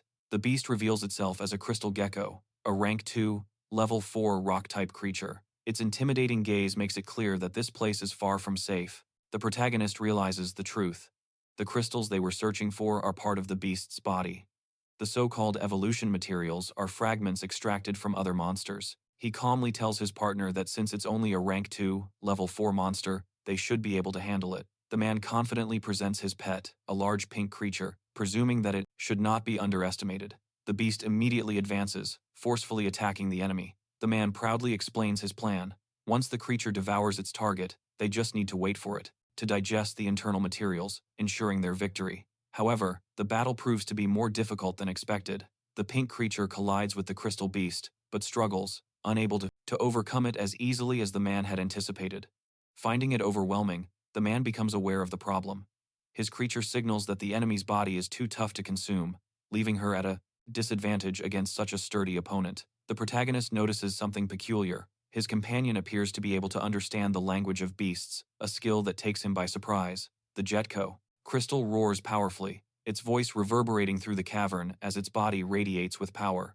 Despite the noise, the protagonist remains composed, while his companion and the pink creature remain vigilant, sensing that the situation could escalate even further. Abruptly, numerous glowing creatures emerge from the darkness, encircling them from all directions. The ambush makes it clear that, be careful. But even so, Linz didn't hesitate in his choice, having thoroughly analyzed it. The examiner wasn't sure if he could actually pass the supreme test. In Linz's eyes, this battle has only just begun. The black-haired boy cautions that his monster is not equipped for group combat. His companion promptly instructs him to retreat. A fierce blizzard is unleashed, filling the frozen cave with destructive force. The red-haired beast charges through the shattered ice, advancing with brutal force. Meanwhile, the man with the ribbon on his head gathers the glittering crystals, thrilled to have finally discovered a treasure. He eagerly attempts to collect the crystals, but the pink creature protects them. He complains, lamenting that everything has been taken. Astonished, he argues that the crystals are still valuable, even if each one isn't worth much individually, because there are so many. The black-haired boy explains that the creature's storage space is limited, so there's no need to hoard low-quality materials. He assures them that better treasures are waiting further inside the cave. Understanding this, the man finally nods in agreement. The group continues onward, venturing deeper into the cave. Glowing beetles crawl along the walls. As they proceed, the boy with black notes that high-quality elements and spirit crystals are unlikely to be found within these small creatures. Shortly after, they arrive at a vast chamber brimming with glowing crystals. He stops, surprised and astonished by the imposing sight before them. The man gets scared, asking what just appeared so suddenly. A giant, worm-like monster bursts through the ground, crashing into everyone. The black-haired boy jumps forward, aiming for the creature's head in a swift motion. The red-haired beast confronts the monster with its sharp claws, blocking the worm's attack from the portent's front. The group identifies the enemy as a rock serpent, a rank 3, bordering on rank 4 beast. Its hit-and-run tactics make it difficult to defend against. The black-haired boy, there wasn't even a hint of self-doubt in Linz's eyes, Since he had already made his final decision, the examiner had nothing left to say. Choosing the supreme level was his personal right. Instructs them to be prepared and to attack as soon as it exposes its head. The man with the ribbon furiously orders the release of his monster into the battle. Determined, he advances alongside his creature, ready to fight directly. The man with the tape is impaled by the snake's crystal attack and screams for help. The black-haired boy watches, recalling a strangely familiar scene. He quickly counterattacks, trapping the snake inside a glowing barrier, leaving it stunned. The red-haired beast seizes the posama opportunity, tightly holding the snake to restrict its movements. The horned ice girl unleashes a powerful ice blast at the snake. The red-haired beast quickly jumps to the side just as the attack lands. The man with the tape is confused, questioning why they deflected the attack instead of using the ability in a ghostly manner. The snake counterattacks by forcefully slamming its massive body against the ground, shaking the crystal loose from the ground. The red-haired beast braces itself and forcefully grabs the body of the snake. The snake opens its jaws, ready to attack. Locked in a fierce battle, the beast and the snake confront each other head-on. Neither one yields. The snake. It coils up and prepares to advance once more. The man with the ribbon shouts in panic, warning the others to quickly move out of the way. The black-haired boy remains calm, telling them to hold their position and await the opportune moment. As the snake lunges forward, he finally gives the signal, and the red-haired beast attacks with full force. A powerful storm of ice erupts in the cave, freezing the battlefield solid. Amidst the chaos, the snake thrashes, trapped beneath the icy onslaught. The man with the ribbon realizes that the plan was to use after each participant selected their difficulty level, the examiner immediately announced the start of the Beast Tamer ranking evaluation. In an instant, snake is bait, attacking when everyone was exposed and vulnerable. The red-haired beast advances, employing a crushing impact technique to deliver the final blow. The system announces the defeat of the snake, rewards them with 2 high-grade elemental essences. The black-haired boy points out that they only need to eliminate 28 more. The man with the ribbon desperately calls out for his brother. Suddenly, the ground begins to shake as another snake emerges from below. The man with the ribbon is swallowed by the darkness, along with his monster. Shocked and confused about where he ended up, he panics as numerous glowing red eyes appear all around him. He realizes he's surrounded by several snake-like creatures, and fear overwhelms him. From above, the others watch as the swarm approaches him. The group watches Enoch as he is dragged down, desperately screaming for his brother's help. The man with the ribbon, believing that his brother has come to save him, bursts with relief and joy. But the black-haired boy is only counting the total, noting that with 28 kills, their goal is finally compliment. A terrified man is caught by a monstrous arm just as he's about to fall. He cries out in relief, saying he knew his brother wouldn't abandon him. However, the danger quickly returns as a group of beasts with glowing red eyes approaches, baring their fangs menacingly. The man panics, screaming that he's going to die. At that moment, the black-haired boy advances with a calm and resolute expression. He calls out to his ally, signaling for her to act. The Ice Maiden responds immediately, her hands glowing with energy as she unleashes a wave of freezing power, ready to attack the enemies head-on. The man clings to the monster's arm, nervously asking if that means he's going to. A mysterious energy enveloped all the participants, creating an enigmatic and hypnotizing atmosphere. Access to the original stone realm was activated. A moment later, each person die. His face is pale with fear and hopelessness. Suddenly, sharp stalactites fall, instantly freezing the enemies solid. The rewards of the enemy battle, showcasing the collection of elemental essences. The black-haired boy calmly reflects, noting that even though these creatures only left behind one material, compared to even the immature ones were impressive, unlike a fully grown giant rock snake. The survivors breathe a sigh of relief, relieved that they managed to survive together. They stand up, finally safe. After the intense fight, the man seems deeply moved, smiling with moist eyes as he calls Linsa his true brother, expressing profound gratitude. But suddenly, a snake-like creature emerges from the ground, catching him completely off guard. He screams desperately, panicking and asking why he's always the one in danger. Meanwhile, Lince remains calm and immediately orders the rock ghost to rescue him. The man falls helplessly from above as the red-haired creature leaps forward. Moving to intercept it, the creature strikes the enemy with a powerful blow, sending shockwaves rippling across the ground, while the man barely manages to avoid being injured.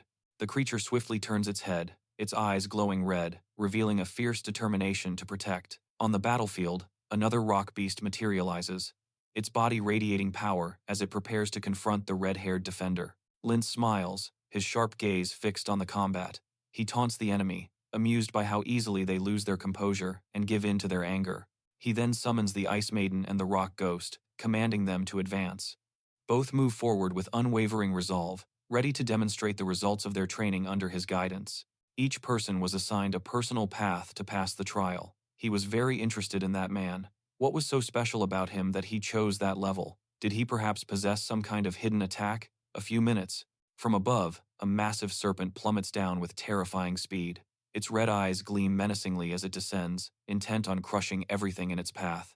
The Ice Maiden and Rock Ghost respond in unison. She advances with elegant coldness, while the Rock Ghost forcefully prepares himself. Their coordinated attack directly confronts the snake, escalating the battle. The Ice Maiden channels her power, her hands glowing with an intense blue light. She casts a powerful spell, aiming directly at the massive snake. The beast is instantly overtaken and trapped by interlocking chains of ice. Its body hardens as the cold spreads, immobilizing it despite its violent movements. Seizing the moment, the Rock Ghost advances with unstoppable force. His heavy frame prepares to deliver a devastating blow to the immobilized snake. Link screams with authority, ordering his allies to advance. His sharp gaze and powerful voice fuel the attack, marking a turning point in the battle. The Rock Ghost's eyes shine brightly, red as his form changes, revealing his combat state. His aura explodes, radiating destructive power and explosive speed. He advances with an extremely fast charge. The impact crashes into the frozen snake, shattering the battlefield with overwhelming force. The transformation intensifies as the Rock Ghost's body crackles with energy, and his power advances rapidly. Notifications appear, marking his level increase with each hit. The snake is completely crushed, and the system announces the reward points obtained, high-quality elemental essences collected, and even a guaranteed rare spirit stone. Victory is assured. Lince checks the system notifications and smiles. Later, the boy found himself in a different space. While he had the chance, Lince decided to quickly observe his surroundings. He soon realized that he was now in the virtual. They have obtained 30 upgrade materials, and the Rock Ghost has advanced one more level in strength. With a little more experience, he will meet the conditions for a new breakthrough. His companion?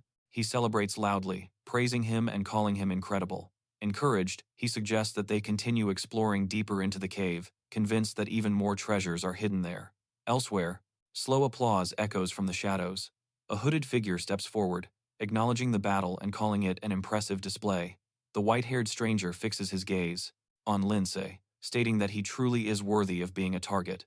A new threat is revealed, immediately changing the atmosphere.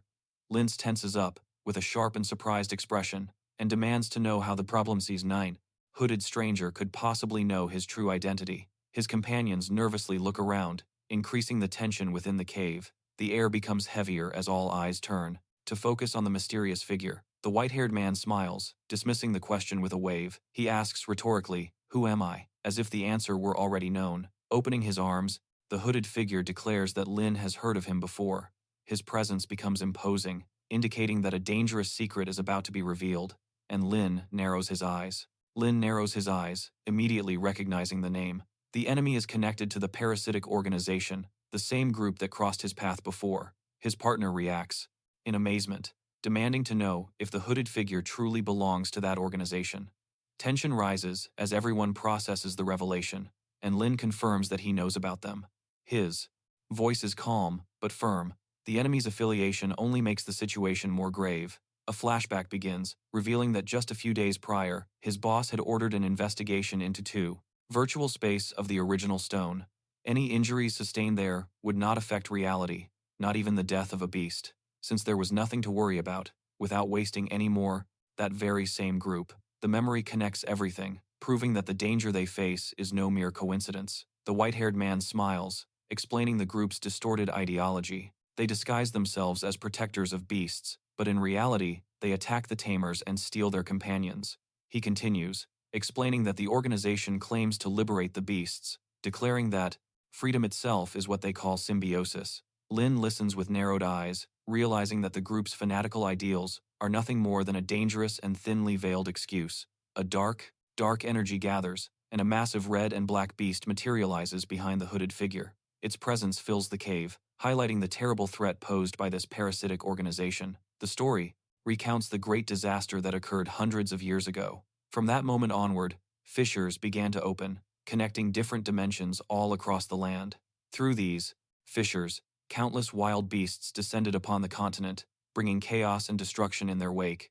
Among these creatures, some demonstrated the ability to coexist harmoniously with humans. When they could be trained and controlled, people called them pets, forming bonds that turned them into valuable allies. However, not all creatures were willing to submit.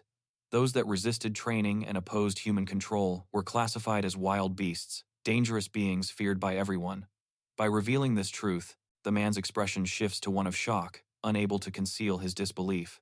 The narration explains that human society not only divides people by status and position, but also categorizes other species into different tiers. Creatures are judged and classified, often treated as inferior beings, and unjustly separated into classes. The